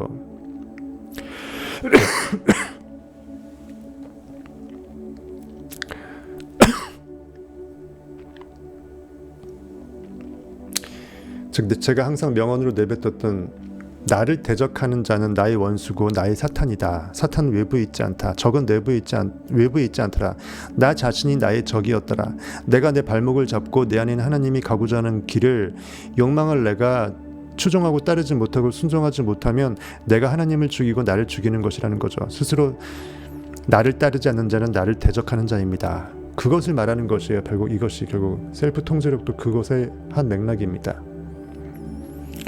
통제라고 해서 굉장히 네거티브하게 뭔가 수비적으로 볼 게 아니고요. 진짜 내가 가고자 하는 길을 내가 갈 때 엑셀을 밟는 것도 통제라고요. 꼭 브레이크 밟는 것만 통제가 아닙니다. 여러분 착각하지 마세요. 통제라는 어감에 여러분들이 속지 마세요. 통제라는 것은 막 억누르는 게 아니에요. 내가 내 마음대로 나를 지휘한다라는 거예요. 쉽게 말해서 조화시키는 거예요. 쉽게 말해서 오케스트라 주의봉을 들고 가장 최극상의 하모니에 그 정말 아름다운 청아한 소리가 날 수 있도록 나의 그 모든 것들을 조화롭게 깨워내는 것이라고요. 그것이 진짜 awakened imagination, 통제된 깨어난 상상력이라고요. 브레이크 밟으면서 내 욕망을 억누르는 게 아니랍니다. 고깃덩어리적으로 생각하지 마시고요. 그 다음에 건강도 중요하답니다. 어차피 내 마음의 병이 건강을 해치기 때문에 마음 상태가 안 좋으면 몸도 안 좋아요. 건강하지 못하면 성공하기가 어렵다. 건강에 도움이 되지 않는 행동은 주로 다음과 같아요. 많이 먹는 것, 과식. 일단 내 위가 부담을 갖게 되면 내가 영적인 그 에너지를 소화시키는데 오히려 육체가 그 음식 소화하는데 에너지를 다 써버리니까 내 영의 상태를 승화시키는데 영적인 양식을 소화시키는 건 기도잖아요. 기도는 영의 양식이니까. 그런 것들 소화하는데 오히려 방해가 되는 거예요. 많이 먹게 되면 머리만 무식해지는 겁니다. 예전에 그 머슴들은 되게 많이 먹었다고 하더라고요. 그 조선시대 때. 잘못된 사고 습관, 부정적인 사고 방식, 성에 대한 탐닉. 그러니까 성에 대한 탐닉이라는 것은 이 육체적인 반응 쾌락을 말하는 거예요. 육체적인 쾌락이 나쁜 건 사실 아닌데 영적인 것을 적극적으로 끌어당기면서 그것을 키우는 도구로 쓰이면 최고죠. 하지만 그것이 인간이 그 현실에 반응당하는 그 말초신경적 그 오감적 반응 쾌락의 최극상의 도구로 성이라는 것을 쓰게 되면 내가 썼던 사용의 도구가 아니라 그것이 나의 주인이 돼서 그 안에 갇히게 되죠. 내가 종이 노예가 되는 거예요. 그걸 우린 중독이라고 표현하죠. 그러면서 그것에서 더 나아가서는 할 게 없으니까 더 자극을 주기 위해서 마약에 들어갑니다. 요즘은 너무 마약이 보편화되어 있죠. 아주 문제입니다. 그만큼 요즘 세상의 사람들이 왜 뭐 좀비 마약이 될 수 있는 마약도 뭐 별것 다 있다던데 왜 내가 현실에서 충분히 영적으로 진리 가운데 환희를 느낄 수 있다 그러면 마약이 필요 없어요. 그것이 내 셀프 마약이니까. 즉 나 자체가 마약이에요. 내가 하나님됨보다 나한테 최고의 희락을 줄 수 있는 마약이 어디 있어요. 근데 그 상상의 환희를 느낄 수 있는 힘이 이미 나한테 있었음에도 불구하고 그걸 없이 여기고 현실의 고깃덩어리로 최대한 반응해서 시공간 3차원에 갇혀서 반응하려고 해서 약물을 투여하니까 약물이 나를 자극시키죠. 그럼 나는 그 약물에 반응하는 거예요. 내 영적인 액션에 현실이 반응해서 끌려와야 되는데 영적인 액팅은 전혀 안 하고 현실 결과물이나 현실 환경이나 약물에 내가 리액팅 당하니까 나는 결국 영적으로 쪼그라드는 거예요. 그 유아인 보시면 알잖아요. 그렇게 뭐 나름 소신 있게 말도 잘했던 친구가 지금 뭐 버벅대잖아요. 약에 취해서. 누구를 탓할 게 아니라고요. 여러분들이 내가 지금 이 순간 진리가 아닌 현실에 취해서 거기에 반응하고 있다면 유아인과 뭐가 다릅니까? 도친개친인 거예요. 단순히 마약 안 했다고 해서 내가 좀 더 의로운 사람입니까? 아니거든요. 내가 진리를 도외시하고 모른 척하면서 진리의 반대길로 가고 있다면 그 모든 것이 우상 숭배이고요. 그 모든 것이 내가 우상에게 절하는 행위라고요. 그것이 애구방 바로의 압제 속에서 탈출하지 않고 있는 내 노예성이라고요. 쓸데없는 얘기를 너무 많이 하네. 어쨌든 건강 상태, 운동 부족, 운동하십시오. 운동은 소크라테스 얘기했습니다. 우리 육체적인 운동은 영의 회복을 위해서, 영의 상승을 위해서 존재하는 것이다. 우리가 스트레칭이라든지 이런 운동을 하게 되면 그만큼 내 몸이 수레바퀴처럼 동전의 양면처럼 따라주니까 영적인 것을 뭔가 파워풀하게도 할 수가 있어요. 어차피 에너지 기순환에 도움이 되잖아요. 신선한 공기를 마시지 않는 것, 여러분들이 도시에만 살지 마시고 캠핑도 좀 가시고 자연과 보타면서 하십시오. 그러면서 좋은 책도 읽고 사색하면서 뭐 얼마나 좋습니까? 그렇죠? 예. 아등바등해서 더 얼마나 벌겠다고 일만 하지 마시고 나의 그릇을 영적 그릇을 바꾸는데 거꾸로 힐링을 한다는 생각으로 자연과 버타하는 것도 좋을 것 같습니다. 하루라도 젊을 때 해볼 수 있는 거죠. 유년 시절에 좋지 않은 환경, 될성 부른 나무는 떡잎부터 알아본다는 말이 있다. 범죄자들 대부분은 유년기혹은 청년기에 적절하지 못한 환경에서 자란 경우가 많았다고 합니다. 하지만 이것을 환경 탓하는 도구로 쓰면 안 돼요. 나는 그렇게 살았으니까 이렇게 살아야 돼. 이건 아닙니다. 거꾸로 정말 그랬기 때문에 난 거기서 벗어날 수밖에 없는 그것의 한계를 느꼈다. 내가 바닥을 쳤기 때문에 뛰어오를 수 있다라고 해서 꿈보다 해몽이 좋아야 됩니다. 꾸물거리는 성향 가장 흔한 실패 요인 중 하나이다. 결단할 때 필 땡길 때 가야 되는데 머뭇머뭇거리다가 영원히 기회를 놓치죠. 누구나 미루는 습관이 있다. 하지만 내 안에서 욕망이 외칠 때, 내가 뭔가 이거를 해야 될 것만 같을 때 순간 필이 오다가 순간 다른 생각하게 되면 필이 그냥 스르륵 지나가 버리죠. 기회는 올 때 잡는 것입니다. 하지만 기회를 기다린다는 건 오히려 성공 기회를 날려버린다. 기회를 기다린다는 것은 내가 상상을 하고 이미 내 안에서 리허설로 충분히 이미 나는 그이다라고 해서 결과 위에서 깔고 앉은 상태에서 그 대기만성이지 무조건 그냥 크로노스적인 시간만 기다린다고 해서 기회가 오는 게 아니에요. 강태공이 세월을 낚는 것은요, 형이상학적인 표현입니다. 대부분의 사람들이 실패하며 살아가는 이유는 가치 있는 일을 시작할 만한 적절한 때를 기다리기 때문이다. 기다리지 말라. 딱 맞는 때란 없다. 사람은 지금을 살고 지금 내가 어떤 필이 오면 그것이 내가 지금 머금어야 될 영적 느낌이고 믿음이고 내가 가야 될 정말 홍해와 요단강을 건널 때 여호와의 법궤를 메고 오른발을 내딛는 그것이 필요하다라는 거죠. 그래서 나이키 정신 제가 얘기합니다. Just do it. 심플하잖아요. Just do it. 입 닥치고 잔소리 말고 just do it. 느끼는 그것에 내 영적인 액션을 투사하라. 그 다음에 그것에 정말 내 오른발을 내밀어서 한 발을 스타트를 해라. 지금 있는 자리에서 시작하고 자신이 가진 게 뭐든 그것을 가지고 일하라. 그러면 일해가면서 더 나은 도구를 갖추게 될 것이다. 그 다음 끈기가 부족합니다. persistent. 끈덕짐이죠. brazen impudence, importunity. 그렇죠? 끈덕지게 될 때까지 끝까지 하라, 될 때까지 하라. 이것이 돼야 돼요. 정말. 끝날 때까지 끝난 게 아니죠. 끈기. 대부분 시작은 잘하지만 시작한 일을 마무리하는 데에는 약하다. 실패의 조짐이 보이기 시작하면 대부분은 쉽게 먼저 마음에서 벌써 백기를 들어요. 내가 아니라고 벌써 마음으로 느껴버리니까 안 되는 거예요. 왜냐하면 여기서 벌써 리허설을 해버렸으니까 스스로 낙담해버렸으니까 결과가 진짜 그대로 투영되는 거예요. 끈기를 대신하는 건 없다. 끝까지 밀어붙이면 마침내 실패가 알아서 나가 떨어지게 될 것이다. 즉 실패라는 거, 포기라는 거, 배추 포기 있을 때만 포기죠. 실패는 끈기를 당할 수가 없다. 내가 지금 이것이 마지막이라고 포기하지 않는 이상 종국적인 실패는 없고요. 실수는 있을 수 있겠지만 실패라는 건 없어요. 실패는 내가 이거 실패라고 인식했을 때만 실패예요. 이것은 내가 끝장이다라고 생각했을 때만 그 사람한테만 그 생각이 그러하기 때문에 끝장인 거예요. 결국 사람은 인식이 전부이다. 그렇게 인식해버리면 뭐 며느리도 할 수 없어요. 예. 부정적인 성향으로 주변 사람들을 물리치는 사람은 성공할 수가 없다.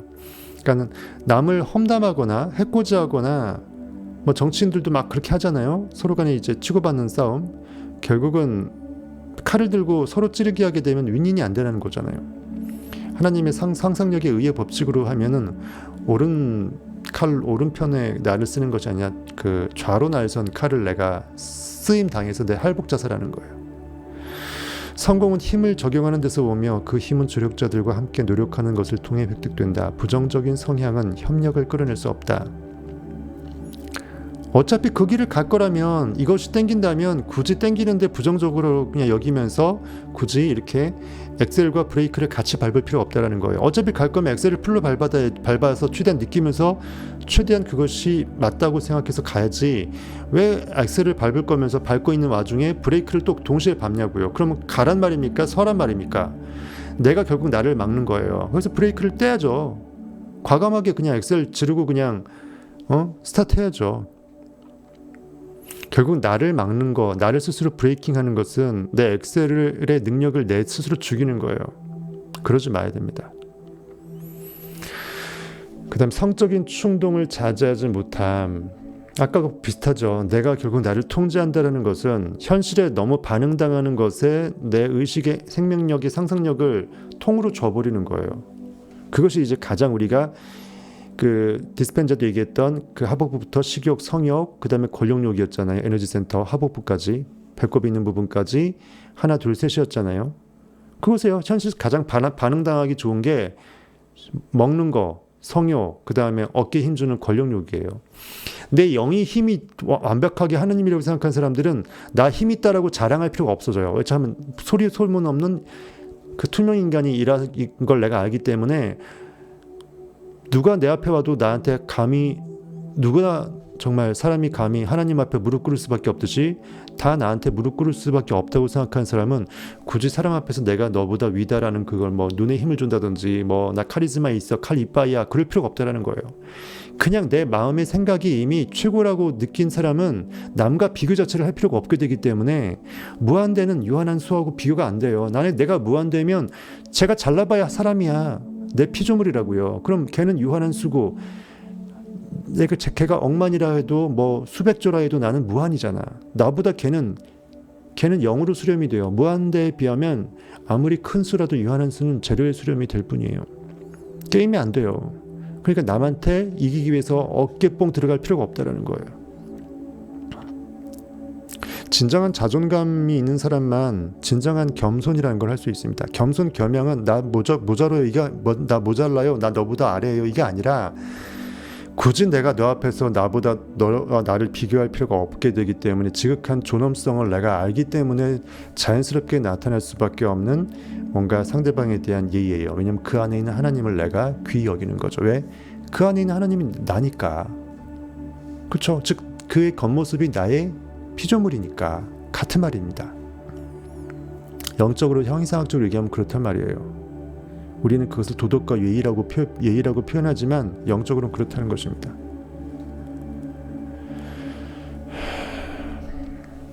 성적 에너지는 사람에게 동기를 부여하는 가장 강력한 자극입니다.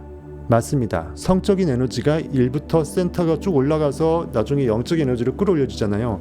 성적 에너지가 좋다라는 것은 에너지가 파워가 좋다라는 거예요. 그것이 매력지수도 좋다는 말이고 나쁜 게 사실 아니야. 하지만 그거에 그 어딕티드, 그러니까 중독이 돼버려서 현실에 반응하는 도구로 내가 전락이 돼버리면 내가 완벽하게 해벌레 갖고 무장해제 되는 거예요.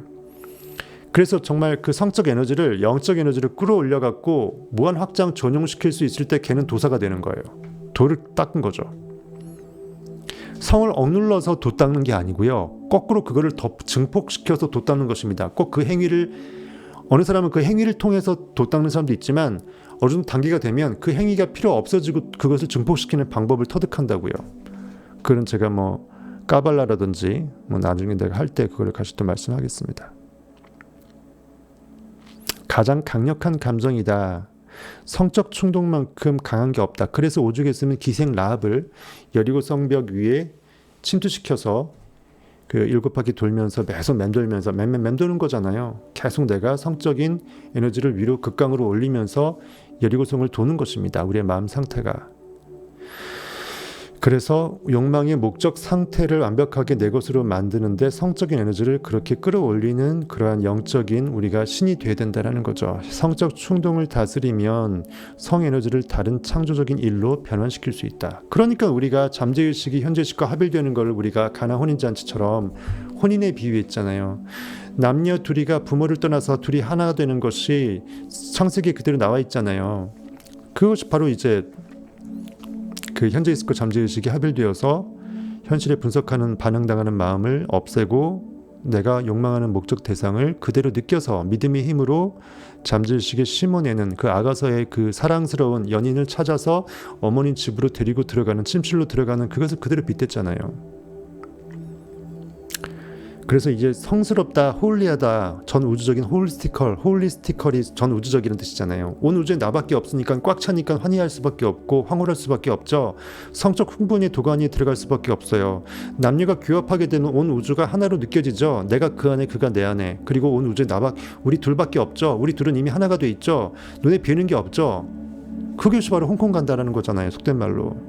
그건 뭐예요? 천상천하 유효독존 무라일체잖아요. 온 우주에 나밖에 없는 것을 느낄 때 아주 그것도 홀리할 수밖에 없다라는 거예요. 그래서 똑같은 우리의 한자어로 성이라는 것이 있잖아요. 성스러운 성인, 성자, 성부, 성령, 하나님, 성에너지, 성 뭐가 다른가요? 그러니까 발음이 같다고요. 다 이유가 있습니다. 발음이 같은 거는 근원적으로 같다라는 겁니다. 근원적으로 단순히 성이 고깃덩어리 말초신경적인 그러한 탐닉의 대상이나 반응의 대상이 아니라고요. 그거보다 훨씬 더 큰, 상상할 수 없는 큰 온 우주에 하나님은 사랑이시다 할 때 그 사랑이란 에너지 자체를 뜻하기도 한다는 것입니다. 거저 먹으려 드는 열망, 날로 먹는 열망이라고 되어 있네요. 도박성 역시 흔한 실패요인이다. 수백만의 사람들이 주식 차익을 얻으려고 도박에 가깝게 돈을 걸다가 월스트리트 주식시장이 1929년에 붕괴된 일만 봐도 그렇지 않은가. 그 다음에 결단력 부족. 성공한 사람들은 즉시 결단을 내리고 그 결심을 바꾸기까지 오래 걸린다. 즉 웬만하면 즉시 필요할 때 결단을 아주 그냥 그 딜레이 없이 바로 내리긴 하지만 그 결단의 핵심 그 도끼질 할 때 그 임팩트만큼은 결단력 있게 글자 그대로 제대로 에너지를 준 거기 때문에 쉽게 나중에 철회를 안 한다라는 거예요. 이랬다 저랬다 안 한다라는 거예요. 즉 자신의 그 스스로의 결단의 말, 하나님의 말씀에 힘이 있다라는 것입니다. 실패하는 사람은 결단을 내리는데 오래 걸리면서 결심을 바꾸는 데는 무척이나 빠르다. 그러니까 이중으로 손해보는 거죠. 결단을 바로 해야 되는데 그때 안에서 계속 나중을 미뤄서 한참 있다가 결단하게 되면 이미 결단도 아니거니와 실기하죠. 그 상태에서 또 그랬다가 또 마음 또 바꿔요. 따따블로 자기가 부정적으로 정말 영적인 능력이 없는 걸 티를 내는 것입니다. 자신의 느낌을 믿는 사람만 휠이 땡길 때 지를 수 있어요. 내 느낌을 못 믿는다. 즉 내 안에는 하나님이 나한테 주는 정말 그 영적인 4차원의 감각을 직감을 내가 나한테 선물하는데도 내가 나한테 선물을 안 받겠다라는 거잖아요. 결국은 나는 고깃덩어리다. 나는 현실에 반응만 하다 살겠다. 내 특별한 영적인 능력을, 신비적인 능력을 인정하지 않겠다라는 거가 돼요.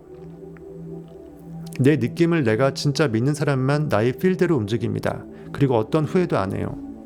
그것이 선순환돼서 점점 그 능력이 발전하죠. 내가 느낌이 더 확실하다라는 것을 결과로 계속 증거하면서 그래 내 이 느낌이 이 느낌이었지 하면서 점점 자기만의 느낌, 필을 키웁니다.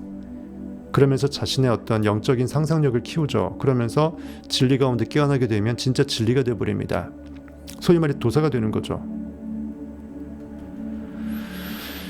사업도 결국 이런 감 아니겠습니까? 감이 탁월한 사람만 큰 사업을 할 수 있고 여러 번 망하더라도 결국은 아주 크게 흥할 수밖에 없는 것입니다. 여러 번 망함 가운데 그 필은 감은 훨씬 더 좋아질 것이고요. 자기의 배포는 더 커지겠죠. 망해보지 않으면 쪼잔함을 계속 갖고 갈 수밖에 없어요. 크게 망해봐야 크게도 흥합니다. 골이 깊어야 산은 높죠. 고난당한 것이 내게 유익입니다. 이로써 내가 주의 율례를 배우게 되는 것이죠. 바닥을 쳐야 현실은 깨어나야 될 악몽임을 깨닫게 됩니다. 쇼펜하우어 말처럼요. 우유부단함과 꾸물거림은 쌍둥이처럼 붙어다닌다. 우유부단함, 이도저도 아닌 것, 꾸물거리고 스스로 내가 어디로 갈지 나도 방향성을 모르고 이게 이건지 저게 저건지 내가 스스로 느껴낼 수 있는 힘이 없으면, 촉이 없으면, 즉 안테나가 없으면 내 주파수 다이얼링이 안 되기 때문에 영적인 어떤 크리티컬한 그것이 없어져 버리게 돼요. 그럼 나는 진짜 그런 사람 사업하면 안 돼요. 진짜 사업하면 안 됩니다. 그래서 가장 중요한 것이 지식으로 많이 하는 것보다 많이 하는지 지식적으로는 좀 모자라도 필이 좋은 사람, 느낌이 좋은 사람, 그 사람도 매력도 있어요. 그래서 이제 남녀끼리도 서로 간에 매력도 어필할 수 있는 것입니다. 거기에 이제 지적인 능력도 더 좋으면 더 금상첨화긴 하죠. 하나만 고른다 그러면 차라리 무식하고 영적인 힘이 좋은 게 좋겠죠. 세상적인 지식은 많은데 영적인 힘이 꽝이라 그러면 더 문제입니다. 왜냐하면 자신이 똑똑하다고 착각을 해서 스스로 계속 무덤만 파요. 차라리 내가 세상적으로 무식하다고 인정해버리면 내 안에는 하나님의 힘을 믿어요. 의지할 곳이 그곳밖에 없기 때문에 내 안에 있는 영적인 힘을 믿습니다. 제일 조화로운 건 뭘까요? 내 안에 있는 영을 최고로 여기는데 그거에 철저하게 수단 도구적으로만 내 지성이 쓰이는 거예요. 이성과 오감의 분석력이 철저하게 내 영성을 더 극대화시키는데 하이 노릇만 하는 거예요. 서포팅만. 그럼 제일 최국상이겠죠. 이런 영적인 진리를 제대로 설파하고 까발리는데 지력이 사도 바울처럼 쓰이는 거예요. 분석력과 지적인 능력이 영을 더 깨우는 데 쓰이는 도구로만 전락된다면 그것은 같이 갈 수 있어요. 왜? 하나님은 한 분인 것이 그대로 되니까. 아니면 서로 싸울 필요가 없거든요. 근데 대부분 그러기가 쉽지 않죠. 그래서 머리 좋은 사람들이 영적으로 그렇게 깨어나기가 쉽지가 않아요. 전 그렇게 생각합니다. 차라리 머리가 좀 부족하다거나 그런 분들이 영적으로 깨어날 여지가 더 많다고 생각을 해요. 나중에 영으로 아주 깨어나면 머리도 따라서 올라오겠죠. 이제 큰 의미가 없어져 버립니다. 우유부단함과 꾸물거림은 이렇게 쌍둥이처럼 자신을 죽인다. 실패의 쳇바퀴에 얽히지 않으려면 이 쌍둥이들을 제거해야 된다. 1929년 주식시장이 붕괴한 미국의 대공황입니다. 경제 대공황. 원인을 간단히 설명해보자. 먼저 이해해야 할 점은 대공황이 발생하기 전에 경제 규모가 커질 거라는 낙관주의가 팽배했다. 기업들은 호황을 맞았고 이런 기업에 투자한 사람들은 하룻밤 사이에 큰 돈을 벌었다. 어차피 버블은 생기잖아요. 상승곡선, 하강곡선에서 끝까지 올라갈 수는 없잖아요. 그럼 내리막길이 있을 때 상투 잡는 거죠. 이런 기업에 투자한 사람들은 하룻밤 사이에 큰 돈을 벌었다. 얼마나 많은 돈을 벌 수 있는지 알게 되면서 평범한 사람들마저도 주식시장에 뛰어들었다. 일반인이 주식 투자를 할 방법은 한 가지였다. 결국은 이제 뒷북치는 거예요. 개미들이 뒷북치다가 망가지는 거죠. 주식을 살 만큼 현금을 보유하고 있지 않은 평범한 사람들조차 주식시장에 뛰어들었을 때, 즉 모든 정보가 사실상 정보랍시고 다 유포가 돼서 더 이상 정보의 가치가 다운되고 희석돼서 개나 소나 다 그 길을 갈 때 그건 이미 정보가 아닌 거죠. 그렇죠? 그거는 다 떨어질 수밖에 없는 그 비극을 이미 결과로 안고 있는 것입니다. 그땐 발을 빼야죠. 이 투자의 세계에서는요. 왜냐하면 가치 인정의 게임이잖아요. 어차피 가치는 무한할 수 없고 고정할 수밖에 없는데 거기서 무한적으로 가치의 버블이 생기게 되면 꺼지는 건 시간 문제니까 뺄 때 빼야죠. 사실상 주식이라는 것도 사실 도박과 다를 게 없습니다. 제가 보기엔 그래요. 의미 있게 가치를 창출하고 가치를 키우는 과정에서 뭔가 조력하지 않는 이상 단순히 넣다 뺐다 해서 데이트레이딩 하는 것은 뭡니까 그게? 별로 바람직하지는 않다고 생각합니다. 주식 중개인들이 고객들에게 계약금만 걸고 주식을 주문할 수 있는 증거금 거래를 하게 해주었기 때문이다. 중개인들이 증거금 계정에 거래 대금을 청구하면 그때 고객들은 최초의 매입가를 지불할 나머지 현금을 계좌에 넣는 방식이었다. 그래서 나폴레옹 힐이 주식시장을 언급할 때 도박이라는 단어를 쓴 것이다. 증거금이 이제 처음에 묻어놓은 금액으로 나중에 이제 그것으로 이제 거래액만 부풀린다라는 거예요. 사람들은 회사에 투자한 것이 아니라 미래의 주식가치 상승에 돈을 건 것이었다. 그리고 전체 비용의 극히 일부인 계약금만 마련하면 주식을 통으로 마치 부동산 사듯이 계약하듯이 살 수 있다고 생각한 것이다. 그 후 주식 가격이 폭등해서 팔면 중개인에게 매입 가격을 지불하고도 남는 돈을 손에 쥐게 된다고 말이다. 이 생각은 주식시장이 상승 일로일 때는 괜찮다. 어차피 플러스니까. 에스컬레이터 올라타는 거니까 손해볼 게 없죠. 누구도. 하지만 주식시장이 몰락하자 자신의 지불 능력 이상으로 오바해서 투자했던 사람들은 영끌이라는 말도 있어요. 그런 안 좋은 용어 쓰지 마세요. 영끌이 뭡니까? 영혼까지 끌다니. 영혼은 하나님인데 하나님을 끌었다는 게 쓰면 됩니까? 내 안에 나로 존재해야죠. 나를 없애면서까지 쓰면 안 되죠.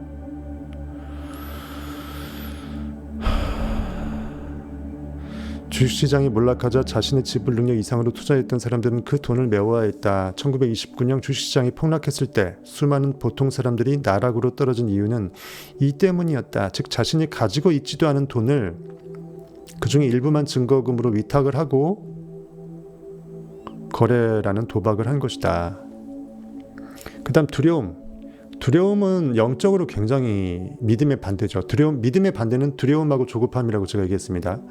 두려움은 내가 내 안에 있는 느낌을 못 믿어서 내일이 두려워지고 해서 내가 가는 앞길에 대해서 발을 내딛지 못하고 쫄아 있는 거고, 그 다음에 그 조급함은 조금 약간 다른 느낌이에요. 결과를 내가 인정을 하지만 당장 결과가 안 나타나니까 자꾸 결과가 뒤로 미뤄지는 느낌 때문에 기다리지 못하는 거예요. 그것도 또 다른 믿지 못하는 마음이거든요. 두려움, 조급함 둘 다 저는 진짜 안 좋은 거라고 생각해요. 다른 방향으로 안 좋아요. 조급해지면 결국은 발을 헛딛게 되고, 조급해지면 믿음이 없어지게 되고, 조급해지면 장구 끝에 악수를 두게 되고, 조급하면 결국은 내 안에 있는 하나님의 전능함을 믿지 못하는 것입니다. 그래서 그리 아니하실지라도, 그럼에도 불구하고 그리 아니실지라도 나는 감사한다. 내가 정말 그 불에 타 죽는다 할지라도, 사자굴에 들어가서 찢긴다 할지라도 괜찮다.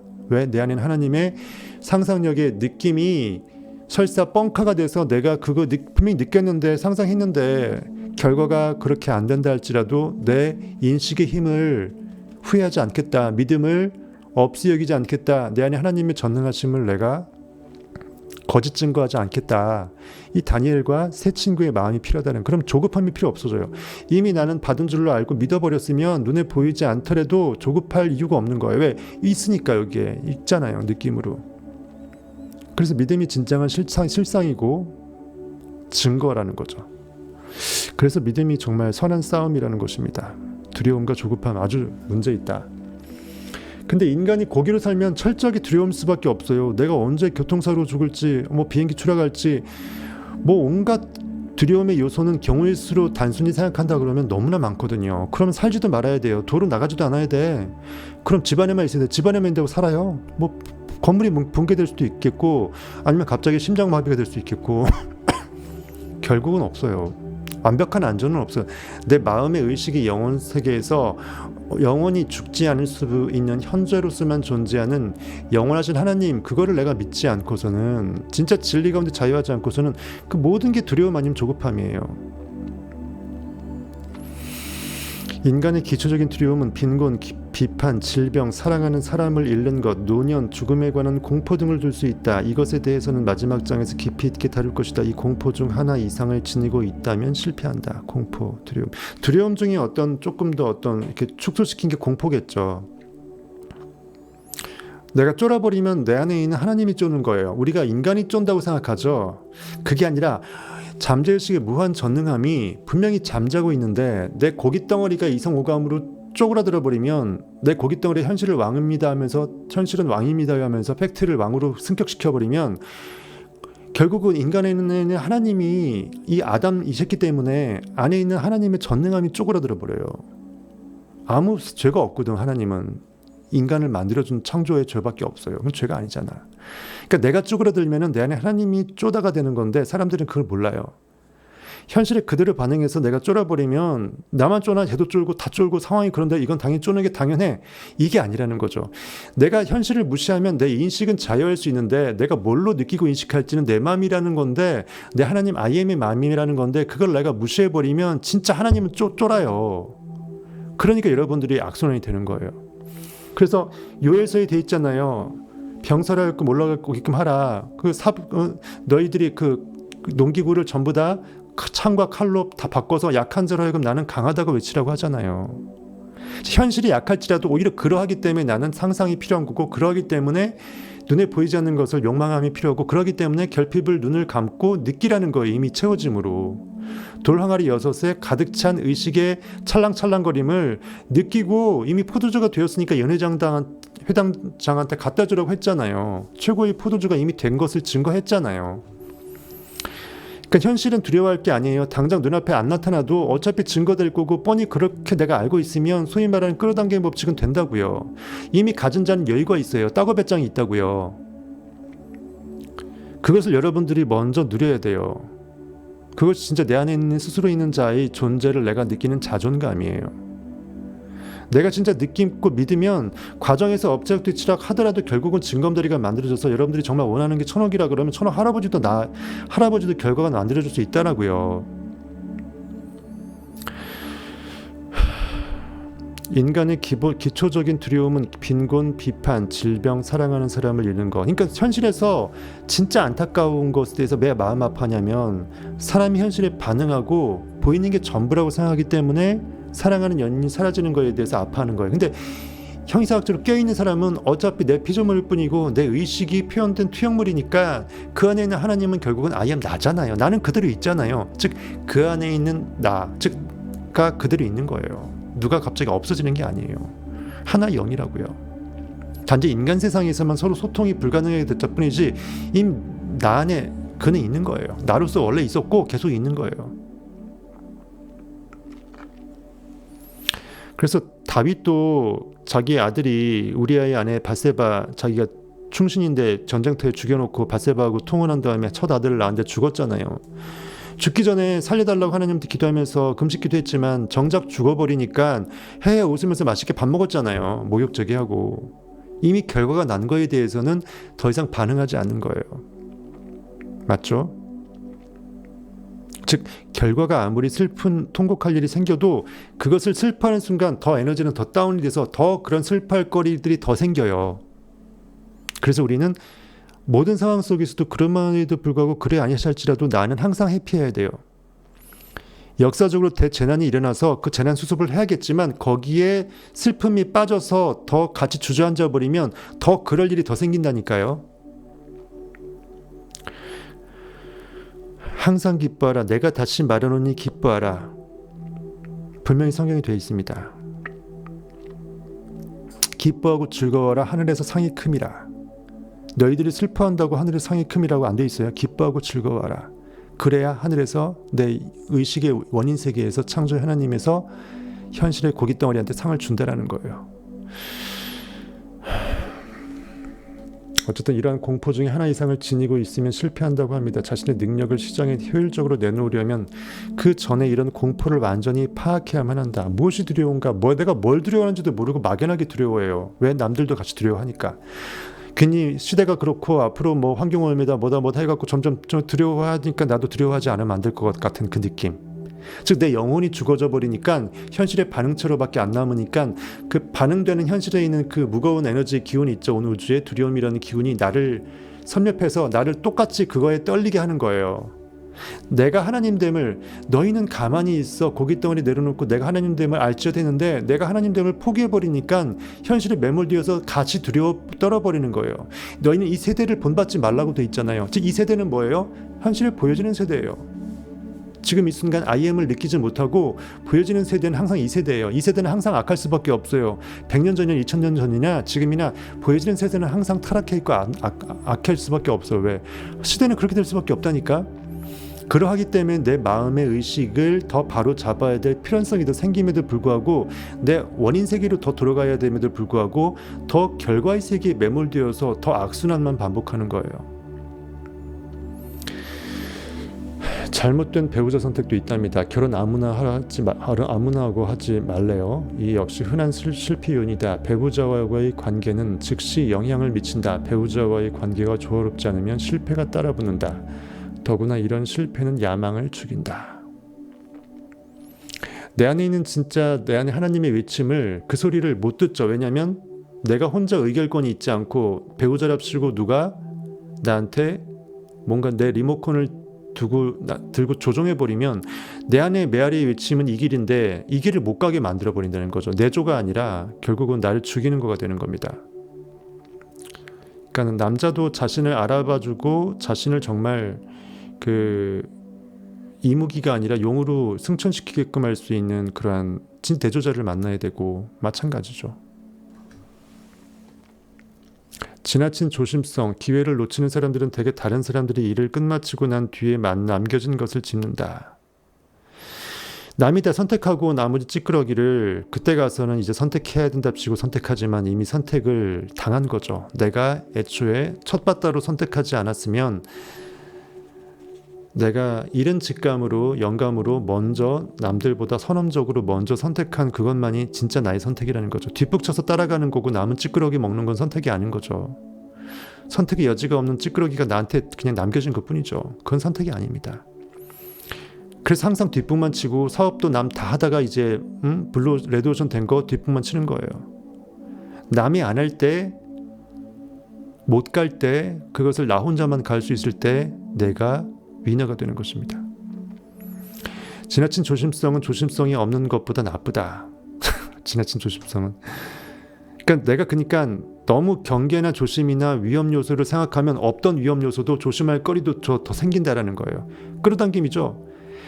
그러니까 내가 상상하지 않고 현실에 반응당하면서 아니한 것도 문제죠. 그러면 내가 상상력도 없고 현실에 매몰돼서 불이타가 나타날 수 있게 되면 내가 뻗어버리니까.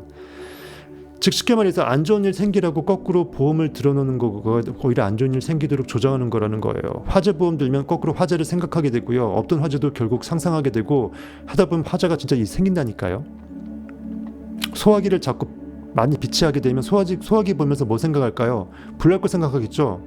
사람이 소화기를 보고 불날 거 생각 안 하는 사람 있어요? 빨간 소화기 보면 불날 거 생각해요. 불을 상상합니다. 그럼 진짜 불이 나요. 왜 법이 많아지고 법조항이 많아지면 범죄가 더 많아질까요? 뻔하겠죠. 법 보고 더 분석하고 해석할 일이 많아지는 거죠. 그러니까 조심한다라는 것은 내가 나를 지키는데 집중하는 그런 의미로 쓰여야 되는데 너무 주변을 의식하는 거로 현실의 환경에 반응당하는 것으로 조심성이라는 용어를 써버리면 나를 잃어버리는 어떤 해가 된다라는 거예요. 그러니까 똑같은 책을 읽어도 제가 이렇게 읽어서 해석해드리면 형이상학적으로 다르잖아요. 그만큼 여러분들이 영적인 분별력을 갖고 고깃덩어리 책도 읽어야 돼요. 성경책은 말할 것도 없고. 안 그럼 이런 책 읽으면요 성경적으로 형이상학적으로 깨어난 게 다 오히려 거꾸로 도라미탑을 됩니다. 문자적으로 그렇게 보게 되면 더 그래. 왜? 해석본이죠. 번역자는 더군다나 형이상학이 형자도 모를 것이고 그러면은 더 배가 산으로 가요. 그러니까 저자의 의도를 확실히 간파할 수 있어야 되고 저자가 형이상학적으로 좀 모자랄지라도 나폴레온 힐도 네빌만큼 아니잖아요. 네빌 책도 틀린 거 많은데 그럼 당연히 내가 그거를 추스를 쓰면서 봐야죠. 양측 다 과도하면 불리하다. 과유불급이라는 거죠. 그러니까 조심성과 두려움, 어쨌든 부정적인 거 전부 생각 안 해야 돼요.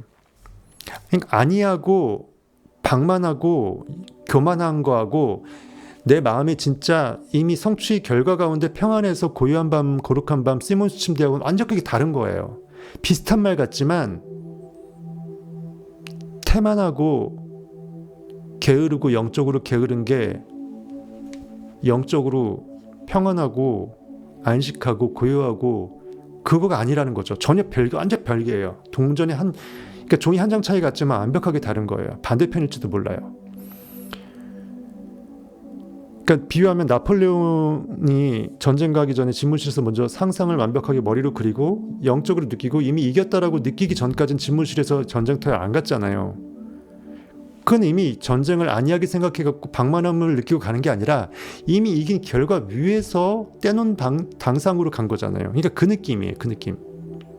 결과에 대한 확정이 너무나 확실하기 때문에 다 완벽하게 믿어졌기 때문에 여유로운 거예요. 그래서 조심할 필요가 없는 거예요. 그게 바로 인간 고깃덩어리 세상에서의 그 현실에 반응당하면서 조심해야 돼 이런 말이 왜 영의 세계인 필요가 없는지 결과를 꽉 쥐고 있으니까 창조의 결과를 확정성 있게 알고 있기 때문에 조심할 거리조차도 없게 될 거를 이미 알고 있기 때문에 조심하지 않는 거예요. 그러니까 평안한 거예요. 그러니까 이런 책을 읽게 되면 고깃덩어리적으로 헷갈려 버립니다. 그러면 이거 생각 잘 하셔야 돼요. 어쨌든 우리가 잘못된 걸 굳이 생각하면 잘못된 거를 더 끌어당기니까 항상 좋은 것만 생각하고 복음, 굿 뉴스, 가스펠 좋은 것만 생각하면 됩니다. 잘못된 동업자, 사업이 실패하는 흔한 원인이다. 능력을 시장에 내놓을 때는 신중하게 고용주를 선택해야 한다. 영감을 불어넣어주고 영리하며 성공한 고용주를 택하라. 인간은 가까이에서 일하는 사람을 따라 하는 경향이 있다. 눈앞에 보고 있으면 배울 수밖에 없고 물들 수밖에 없겠죠.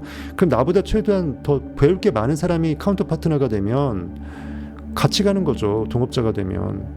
근데 그게 아니라 그러면 서로 상부적인 관계가 아니라 그러면 예를 들어서 뭐 유비도 있고, 유비가 관우 장비 조제력 무력도 뒀지만 책사도 뒀잖아요. 제갈량도 뒀잖아요. 제갈량하고 관우도 서로 간에 라이벌 의식이 있었잖아요. 그래서 관우를 제갈량이 의도적으로 죽였다는 얘기도 있잖아요. 어쨌든 그렇습니다. 따라할 만한 가치가 있는 고용주를 골라라. 미신과 예단. 미신은 공포가 형상화된 것이다. 미신은 이 진리의 원리 원칙에 어긋나면서 그릇된 방향으로 믿음의 힘이 가는 거예요. 물론 믿음대로 됩니다. 하지만 믿음이 그릇된 방향으로 갔기 때문에 그릇된 결과가 야기될 가능성이 높아요. 공포가 형상화된 것이다.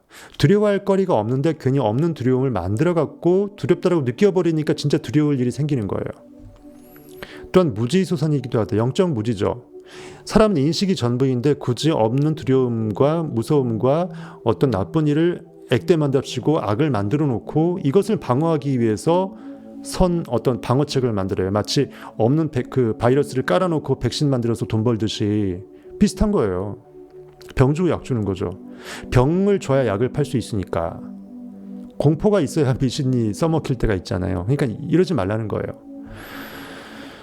무지의 소산이다. 성공한 사람들은 마음이 열려있으며 그 무엇도 두려워하지 않는다. 이미 결과 위에 서 있기 때문에 거리낌이 없어요. 쫄 것도 없고 조급할 것도 없어. 이미 때는 당상이에요. 어차피 때는 알아서 가장 최고의 방법으로 합력하여 선을 이루실 절대자의 권능, 내 안의 의식의 힘을 내가 알아요. 그러니까 내가 느꼈으면 땡인 거예요. 믿음 가운데 그 무엇도 더 이상 더 할 게 없는 거예요. 그러니까 고요한 거고 시몬 침대인 거죠. 그러니까 결과도 그렇게 불이타 없이 그대로 이미 확정된 대로 100%, 200% 그렇게 나오는 거예요. 그것이 바로 영적인 힘과 현실에서 고깃덩어리로 반응 분석하면서 머리 좋다고 이랬다 저랬다 하면서 임기응변하면서 어떻게든 처세하는 그 고깃덩어리의 삶과는 천양지차라는 거예요. 그래서 나로 하나님으로 기쁘게 하랴 사람으로 기쁘게 하랴, 그 성경 말씀을 잘 곱씹어 보십시오. 미묘한 성경 말씀입니다. 내 안에 있는 하나님으로 기쁘게 하는 선택을 할 것이냐, 아니면 현실에 있는 결과나 환경들, 사람들, 내 보이는 것들, 그런 것들이 나를 판단하고 나한테 점수 매기면서 그것에 이끌려서 내가 결과적인 판단을 하는데 내 의식을 쓸 것이냐, 액팅할 것이냐 리액팅할 것이냐, 천양지차라는 거예요. 내 안에 있는 액터 명배우가 최고로 기뻐할 수 있는 그것을 내 안에 권능을 부여해서 그대로 느껴버리면 땡이라는 거예요. 명연기 몰입하는데 욕망이 끝판에 서서 결과 위에 서서 띵킹 프롬 하라는 것입니다. 딴 거 없어요. 그것이 진짜 내가 원하는 욕망이라는 전제하에서. 잘못된 직업 선택도 안 된다고 하네요. 좋아하지 않는 일을 하면서 성공을 거둘 수는 없다. 일단 내가 원치 않는 일인데 돈이 떼돈 벌어. 근데 그것에 대해서 보람이 하나도 없고 별로 사회 정의에 올바르지도 않고 내 진짜 진리의 마음의 양심에도 어긋나. 그러면 나는 점점 영은 병들죠. 돈만 많이 생기죠. 이건 결국은 돈이 아닌 거예요. 나를 죽이는 돈이죠. 결국은 이미 번 돈이 아깝고 돈 번을 더 증액시키기 위해서 죽을 때 갖고 갈 것도 아니면서 나는 점점 타락할 수밖에 없어요. 내가 이거 아닌데 하고 여기면서 그 길을 계속 가는 그 이중인격자가 되는 거예요. 돈은 따라올 수밖에 없다. 반사이익이다. 덤이다. 선물이다라고 생각하면 부는 나의 종이 되어서 내 무릎 밑에 꿀려서 나한테 종 되려고 주님 하면서 나한테 떠받드는데, 내가 정말 이상적인 가치나 꿈이 없다 그러면 단순히 돈 많이 버는 것 자체가 꿈의 궁극이 되어버리면 그때는 진짜 돈 자체가 나의 우상이 되는 거예요. 설사 돈을 많이 벌게 되더라도 그건 바람직하지 않은 결과죠. 오히려 그렇게 돈을 안 벌리게 되면 내 정신을 차릴 텐데 계속 그렇게 나쁜 방향으로 돈만 벌리면 내가 정신 차릴 기회는 더 없어지고 내가 아닌 길을 계속 가게 되니까 나의 시간만 죽이는 거죠. 좋아하지 않는 일을 하면서 성공을 거둘 수는 없다. 성공을 거둬도 무의미하다라는 거예요. 능력을 파는 데 있어 가장 기본적인 요소는 온 마음을 다해 자신을 내던질 수 있는 정말 최고의 가치지향적인 거에 내가 내 몸뚱아리 마음을 모두 전심으로 내던져도 난 너무나 위대하고 잘했다. 남이 날 알아주든 안 알아주든 이미 내가 나를 알아주면 되잖아요. 자뻑이 이때 필요합니다. 자뻑이 필요해요. 내가 전부다라고 영적으로 못 느끼면 내 안엔 하나님이 이것이 최고다, 착하고 충성된 종하면서 내 고깃덩어리를 칭찬해 줄 수 있는 내 의식을 내가 느끼고 있다면, 내 의식이 이끄는 곳은, 내 심장이 이끄는 곳은, 내 매그네틱 필드가 와 울리는 것은 내 일렉트릭 필드 정보는 따라갈 수밖에 없어요. 온 우주가 나를 따르는 거예요. 네빌의 그 책 제목처럼 세상은 당신의 명령을 기다리고 있는 것이에요. 명령하면 그냥 끝나는 거예요. 자신의 가슴을 떨리게끔 할 수 있는 꿈과 그러한 사업이나 그런 관련된 미션이 있다는 것 자체가 얼마나 큰 복입니까? 안 그러면 제가 작년에 7월에 미쳤다고 그렇게 하겠습니까? 전 나름대로 제 안에 있는 어떤 그 진리의 떨림이 있어서 그것을 욕망하고 있었나 보죠. 하다 보니 이렇게 됐네요. 몇 명 되지도 않지만, 몇 명 우리 식구들이 몇 명 안 되지만, 뭐 양적인 걸 떠나서 진짜 진리라고 알고 그 진리에 깨닫고 거기서 폭발하기를 원하는 여러분들이 있다라는 것은 분명히 제가 틀린 길은 아니라는 거죠. 아유, 되게 양도 많네. 돈 있는 상황 때문에 좋아하지 않는 일에 시간을 들여야 할 수도 있다. 그렇다 해도 누구도 당신이 삶의 목표를 실현할 계획을 세우지 못하게 할 수 없다. 어쨌든 대충 이 정도로 끝났고, 현대의 전문가들 역시 대부분 자신이 좋아하는 일을 찾아야 진정한 성공을 얻을 수 있다는 데 동의한다. 좋아한다라는 게 무슨 의미일까요? 두 가지라고 봐요. 내 머리가 좋아한다. 내 어떤 겉모습이나 다른 사람들이 바라보기에 되게 좋아 보인다. 그 의미로 좋아한다가 있고, 내 영이 참으로 기뻐하고 즐거워하는 그 방향성이다. 이 뜻이 있겠죠. 이 두 번째를 찾아가야겠죠. 내 영이 정말 내 잠재의식이 기뻐하고 좋아하는, 내 안에 진리가 그 방향성으로 깨어나기를 원하는 그 방향이라면 내 소명이 되는 거죠. 수잔 제퍼슨, 이 사람도 유명한 자기개발적이죠. 그 도전해라, 한 번도 실패하지 않은 것처럼 나의 어떤 삶의 어떤 실패도 전혀 없었다. 내가 그 실패라고 생각하지 않았기 때문에, 실패란 인식의 결과물일 뿐이니까 내가 인식하지 않았으면 그건 실패가 아니고 성공을 위한 과정의 여행일 뿐이죠. 이런 책도 썼고요. 바버라 셔 이런 사람도 있고, 소원을 이루는 기술, 그리고 마사 시니타의 좋아하는 일을 하라, 그러면 성공이 따라올 것이다. Do what you love, the money will follow 같은 수많은 현대의 자기개발서들은 이 개념을 다양하게 변주하여 베스트셀러가 되었다. 집중적인 노력의 부족, 결국은 순간 엄청난 몰입의 힘이 정말 종이를 태우려면 이 돋보기가 딱 초점이 맞춰서 자꾸 초점이 왔다 갔다 하면 안 되잖아요. 한눈만 패야 되잖아요. 그곳에 집중했을 때 종이가 타잖아요. 거기서 불이 붙어야 주변 종이도 다 불이 붙어서 다 타잖아요. 집중적인 노력에 그 포커싱이 필요하다는 거죠. 팔방미인이라는 말은 다시 말해 그 무엇도 잘하는 게 없다. 한 가지 명확한 목표에 집중해서 노력을 쏟아라. 너무나 만능 엔터테이너가 그렇게 바람직하지 않을 수 있다. 대신 이건 있어요. 좀 종합예술적으로 조금 더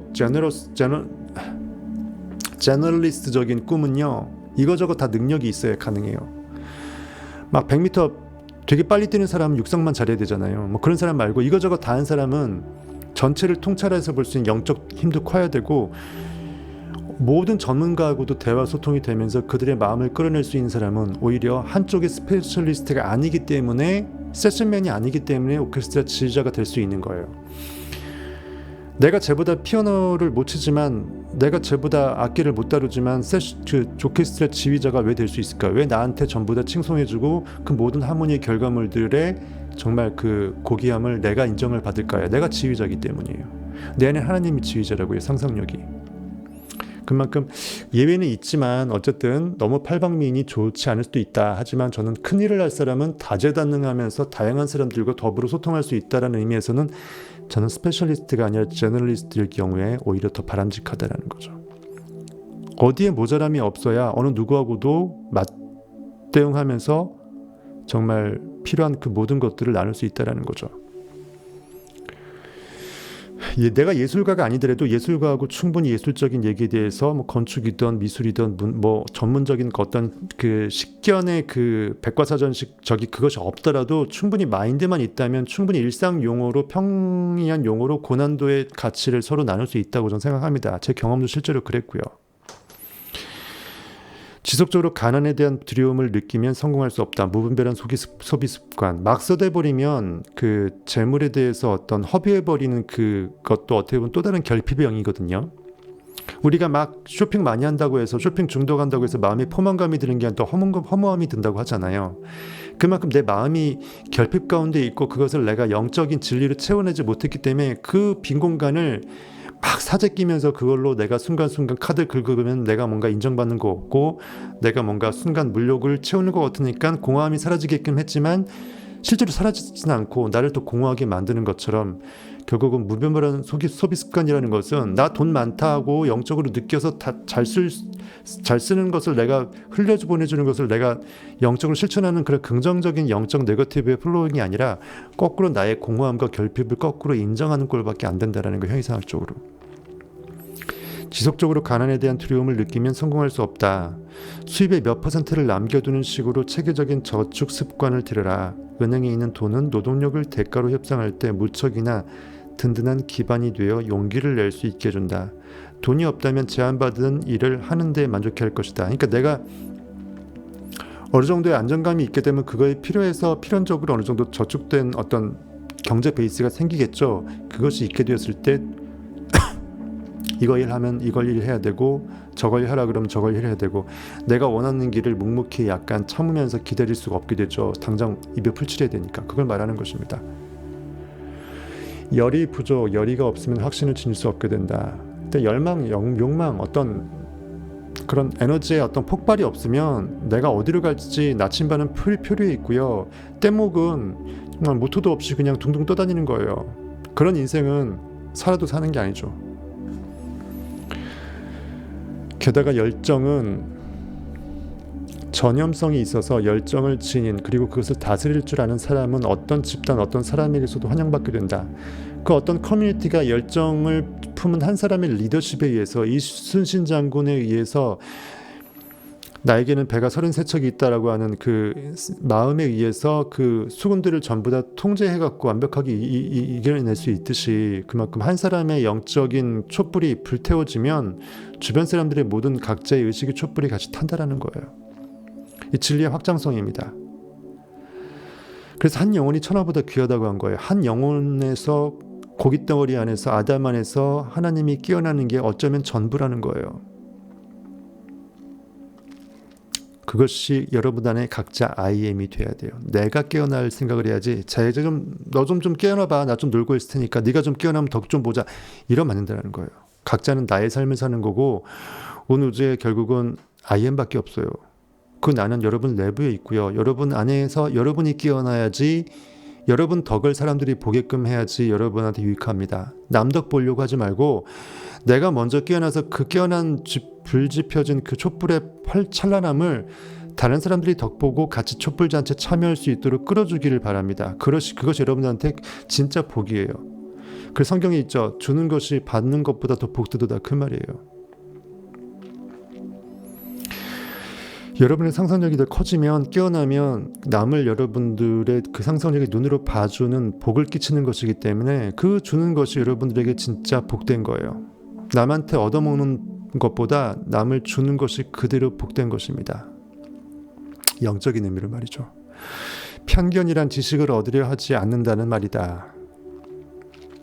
가장 해로운 편견은 주로 종교, 인종, 정치적 입장 차이와 관련해 있다.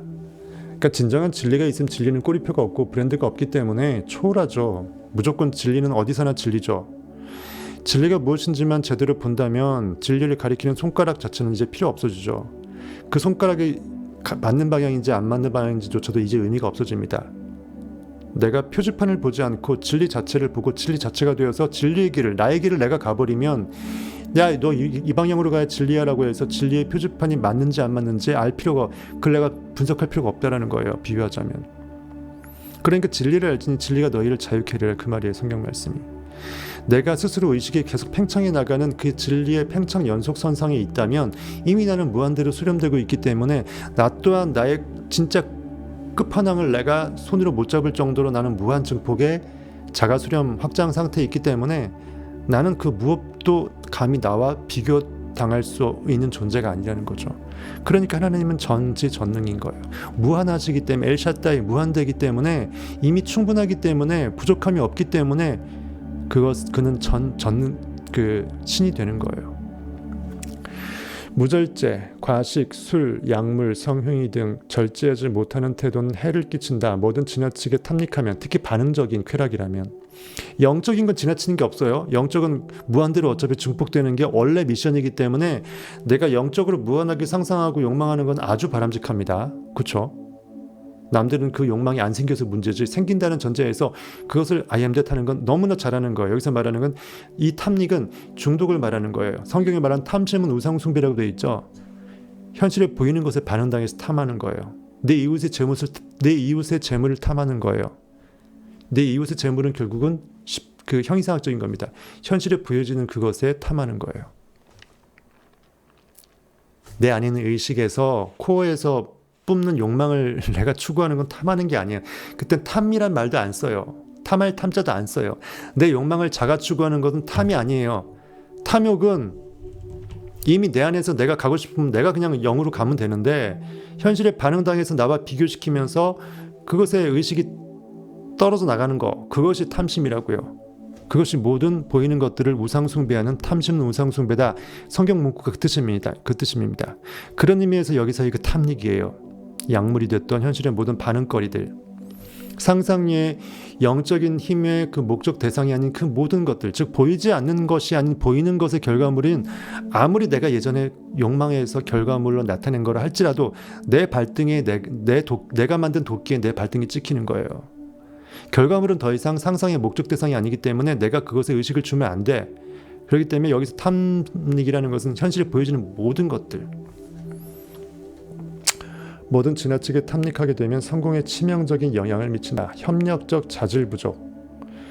많은 사람들이 협력적 자질이 부족해서 인생에서 큰 기회를 놓치고 자기가 있을 자리를 잃고 난다. 내가 쟤보다 뛰어나서 상사한테, 오너한테 인정받아야 되니까 제가 욕먹어야 되고 나 혼자만 승진돼야 된다라는 그 생각이 전체를 해치죠. 근데 오너는 그것을 막고 전체가 잘 되게끔 해서 하모니를 울리게끔 해야 돼요. 그러려면 결국은 내가 남과 나를 비교하지 않는 마음이 전제가 돼야 돼요. 제가 나보다 우월하다라는 그 비교 생각이 다른 사람이 그를 더 스포트라이트 비추게끔 하는 그 결과물을 내가 인정을 못하고 용납을 못하니까 해코지하는 거거든요. 근데 그게 나를 이익되게끔 하는 게 아니라 나를 더 구렁텅이에 빠뜨리는 거예요. 내 안에 있는 포텐셜을 더 죽이는 거라고요. 제가 잘 돼야 내가 잘 될 수 있다. 쟤도 잘 되는 거 보면 나도 잘 될 수 있겠네. 이 긍정적으로 가야 돼요.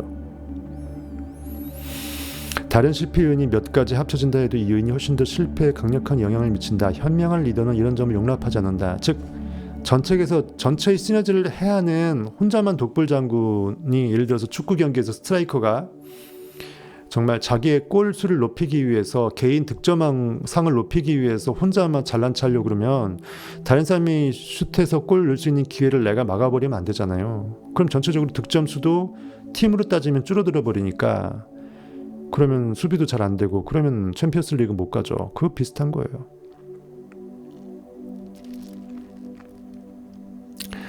노력을 통해 얻지 않은 힘. 근데 이것도 잘못 해석하면 현실에서 노동 풀로 해라. 하나님께서 사랑하는 자에게 잠을 주셨다고 했죠. 잠 많이 자는 게 해가 아닙니다. 잠재의식을 키울 수 있고 육체의 피곤함을 더욱더 깨워낼 수 있고 더 집중할 수 있는 힘을 키워줘요. 그러면서 하나님이 내 안에 잠재의식으로 내 잠자는 순간에 일합니다.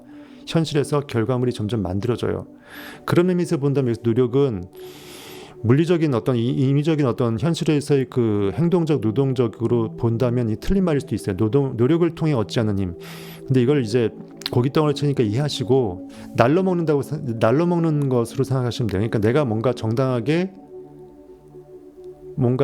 그러니까 우연만 기대하는 거죠. 현실에서 내가 상상하지도 않았고 현실에서 뭔가 마땅하지도 않는데 그 기대이익이 갑자기 올 것이라는 허황된 것에 갇히지 말라는 거죠. 근데 더 바람직하게 얘기하면 내가 원하는 게 있으면 무조건 마음으로 상상하면 그건 이미 받은 줄로 알면 되기 때문에 그렇게 느낌에 몰입에 더욱더 내 에너지를 써라. 내 인식의 힘을, 생명력을. 그게 이제 진리적으로 맞는 말인데 이건 뭐 고깃덩어리책이니까 넘어가십시오.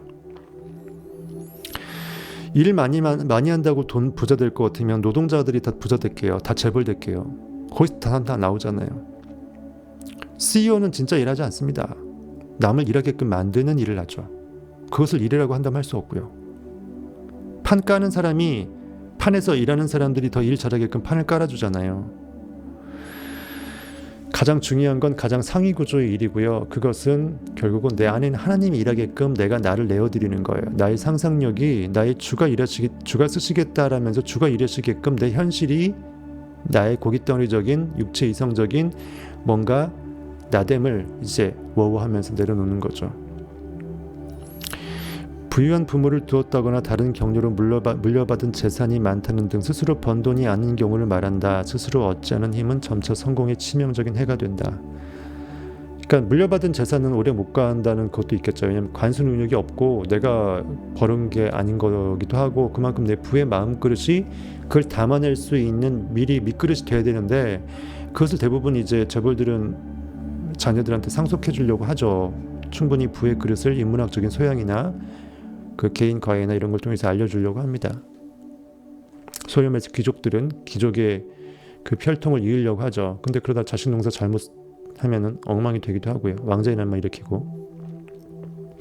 우리나라 백대 재벌이 뭐 마약 안 하고 진리에 깨어나서 전 세계 탑이 된다면 우리나라 국민도 좋고 우리나라 재벌들도 좋고 얼마나 좋아요. 부정직함, 정직함을 대신할 자질은 없다. 그러니까 현실 고깃덩어리적 용어로서 정직은요, 팩트지향적이에요. 보이는 거에서 이것이 사실인지 아닌지 거짓말하지 않는 거예요. 하지만 영적인 의미의 정직은요, 성경이 말하는 그 정직이라는 영, 하나님이여 내 안에 정직한 영을 새롭게 하소서. 그 정직은 뭐냐면요, 의롭다, 정직하다, 곧은 마음이다, 옳다. 그건 전부 다 형용사가 똑같은 말이에요. 의의 법칙에 그대로 따르는 순종하는 것을 생각해요. 심은대로 거둔다는 대원칙의 황금육의 율에 그대로 따른다는 걸 말해요. 생각의 힘이 전부다. 인식이 전부다. 그것을 옳은 방향으로 써라. 즉 내가 원하는 것을 이미 받은 줄로 느껴라. 그런 의미의 정직이고요. 근데 여기서 말하는 고깃덩어리 책에서 정직은 현실 법정이나 사실 판단할 때 진위 여부에서 거짓말하지 않는 그런 의미의 양심적인 정직을 말합니다. 그러니까 언어를 볼 때, 성경을 볼 때 왜 배가 산으로 가냐? 그래서 산으로 가는 거예요. 정직함을 대신할 자질은 없다. 물론 살아가면서 스스로 통제하지 못하는 상황 때문에 정직하지 못하게 굴 때가 있다. 이는 영구한 해는 되지 않는다. 하지만 스스로 정직하지 않은 태도를 선택한다면 계속 사기치고 거짓말하고 이런 거 말하죠. 여기에는 희망이 없다. 빠르든 늦든 언젠가 그 행위가 발목을 잡을 것이다. 그러면 평판이 실추되거나 자유를 구속당하는 등 대가를 치르게 될 것이다. 일단 뭐 남은 둘째치고 내가 나한테 거짓말하는 거잖아요. 스스로 내가 이중인격자 되는 거니까 거기서 일단은 끝난 거죠. 자기 중심적인 태도와 허영심, 이 두 가지 자질은 사람들에게 떠나라는 경고된 것 같다. 내 주변에 사람들이 떠나게끔 하는 최고의 앞잡이는 뭐다? 남을 신경 쓰지 않는 거, 혼자만 아는 거. 그러니까 영적으로 내 안에 있는 의식이 하나님이 전부다.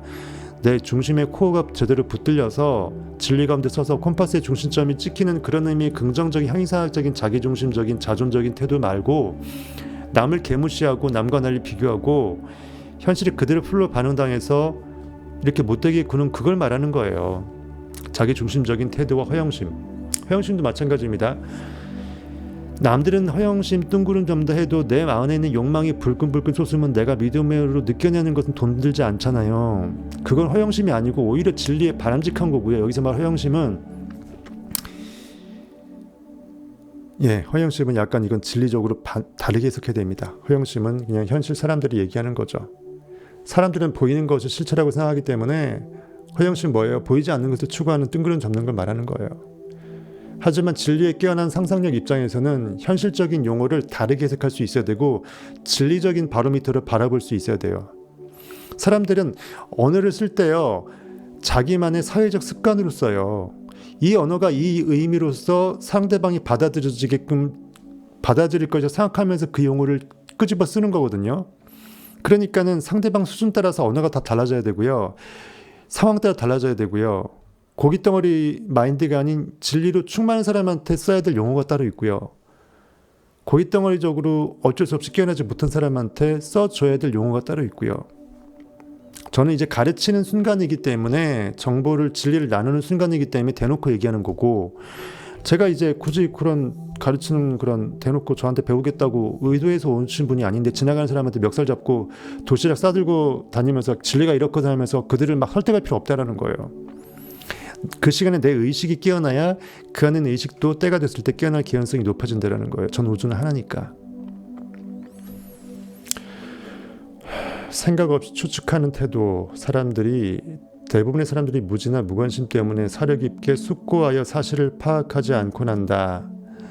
그러니까 미리 예단해 갖고 그럴 것이다 해서 사람들을 그대로 팩트로 저격해 버리는 거예요. 그런 소문이 드니까 유튜브에서 뭐라 하니까 굳이 남을 가십거리로 씹어대는 거예요. 그것이 사실이라 해도 결국은 사실 판단으로 그 사람을 도끼로 찍는 거고요. 더 나아가 내 마음의 의식의 오염물을 투척하는 거고요. 사실이 아니라 그러면 더 그 사람을 허위 비방하는 거니까 나는 그에게 못할 짓을 하는 거고, 그러면서 내 마음의 의식의 캔버스에 최고의 쓰레기 오염물질을 투척해서 나는 순수한 영적인 상상력을 점점 더 하나님의 능력을 오염시키는 그런 거가 되겠죠. 그래서 결국은 현실에 반응당하는 게 제대로 사실로 분석해도 문제, 분석하지 않고 허위로 분석하면 더 문제. 그래서 반응의 한계는 반응일 뿐이라는 거예요. 결국은 죄예요. 죄의 삭은 사망이죠. 그래서 상상력이 전부라는 거고, 황금률이 그래서 필요하고, 남을 먼저 대접해 주라는 것은 보이는 현실 세계에서의 내 모습, 다른 사람의 모습, 환경, 현실의 그 모습들을 그대로 봐주지 말고 대접해 주라는 거예요. 대접이라는 건 뭐예요? 극진히 위해 주는 거잖아요. 거지한테 거지라고 바라봐 주는 것은 대접이 아니고 영적으로 말하면 극단의 죄인 거예요. 그 사람한테 최고의 저주를 붓는 거라고요. 내 마음한테도 당연히 저주를 투척하는 건 당연한 거고. 그래서 지나가는 거지를 보고 동정 연민을 느끼면서 가난의 궁핍의 영을 느끼면서 힘들어하고 안 됐다 아이고, 그 느낌이 그 사람한테도 저주를 내리는 거면서 더블로 나의 마음에도 이 정말 부정적인 슬픔이나 이 연민받을 상황을 만든다거나 나한테 결핍의 어떤 부정적인 가난의 궁핍의 영을 느끼게끔 한다거나 따따블로 병을 주는 거라고요. 그래서 보이는 대로 그대로 반응하지 않는 게 얼마나 큰 복인지요. 하나님의 나라가 내 마음 안에 있고 그 천국은 없는 것을 있는 것으로 불러낸 하나님의 세계라는 거가 왜 그 뜻인지 이제 아시겠죠. 그러니까 너무나 반대인 거예요. 세상의 법칙과는 완전 반대예요. 그래서 머리가 똑똑할수록 현실 팩트로 그대로 갈기기 좋기 때문에 결코 형이상학적으로 성경을 볼 수가 없고, 나보다 남을 대접해 주라는 게 무슨 내가 떡 하나 덜 먹고 얘 떡 하나 더 주고 어디 가서 내가 말석에 앉고 이렇게 생각하는 거예요. 형이상학적으로 생각 못하는 거죠. 그 다음에 자본결여, 사업을 처음 시작할 때 많은 사람들이 이로 인해 실패한다. 명성을 쌓을 때까지 실수를 저질러도 그 충격을 흡수하고 계속 사업을 해나갈 만큼 여유자금을 가지고 있어야 한다. 까먹어도 그 다음 이제 타날이 남아서 그 다음 또 타겟을 바꿔서 또 쏠 수 있는 여력을 만들으라는 거죠. 근데 이것도 결국은 근본적으로 마음의 법칙에서 오는 거죠. 마음의 법칙이 여전히 내가 붙들고 있는 어떤 믿음의 그 끈덕짐이 있으면 그것이 현실에서 자본의 총알이 나타나게끔 만들 것이기 때문에 어차피 이것도 그냥 그런 말입니다. 마지막 31번째, 아이고 힘들다, 여기까지 하죠. 앞서 말한 목록에 해당되지 않는 자신만이 지닌 실패 요인이 있을 것이다. 그러니까 30번까지의 어디에 하나에 들어가기 뭐한, 하지만 뭔가 또 다른 실패 요인에 당신만의 요인이 있다. 그것에 여러분들의 이름을 스스로 붙여보라고 합니다. 굳이 부정적으로 나를 실패로 이끌 것만 같은 그것을 따져보는 것은 형이상학적으로 바보 같은 짓이고요. 그냥 고깃덩어리 책에 나와 있으니까 우리는 읽고 넘어가는 것입니다. 좋게 해석하십시오. 일부러 여러분들의 부정적인 생각을 죽은 자로 하여금 죽은 자 스스로 장사치게끔 하지 않고 소환하지 마십시오. 설사 여러분들이 실패를 수억 번 했다 할지라도 70번씩 7번 무한대번으로 나를 용서하는 예수 그리스도, 베드로의 물음의 예수 그리스도의 가르침처럼 나는 이미 완성된 거예요. 궁극으로 크라이스트로서 구원받은 것입니다. 나는 이미 욕망의 끝판왕으로 이미 다 그것을 이룬 거예요. 누가 뭐래도. 그 흔들리지 않는 편안함 가운데 여러분들의 영을 안식하게끔 항상 끌어당기면 결국은 자연은 진공을 싫어하기 때문에 그 시공간의 갭이 메꿔져서 지금 이 순간 진짜 느꼈던 그 IMDC 펼쳐질 수밖에 없다라는 거예요.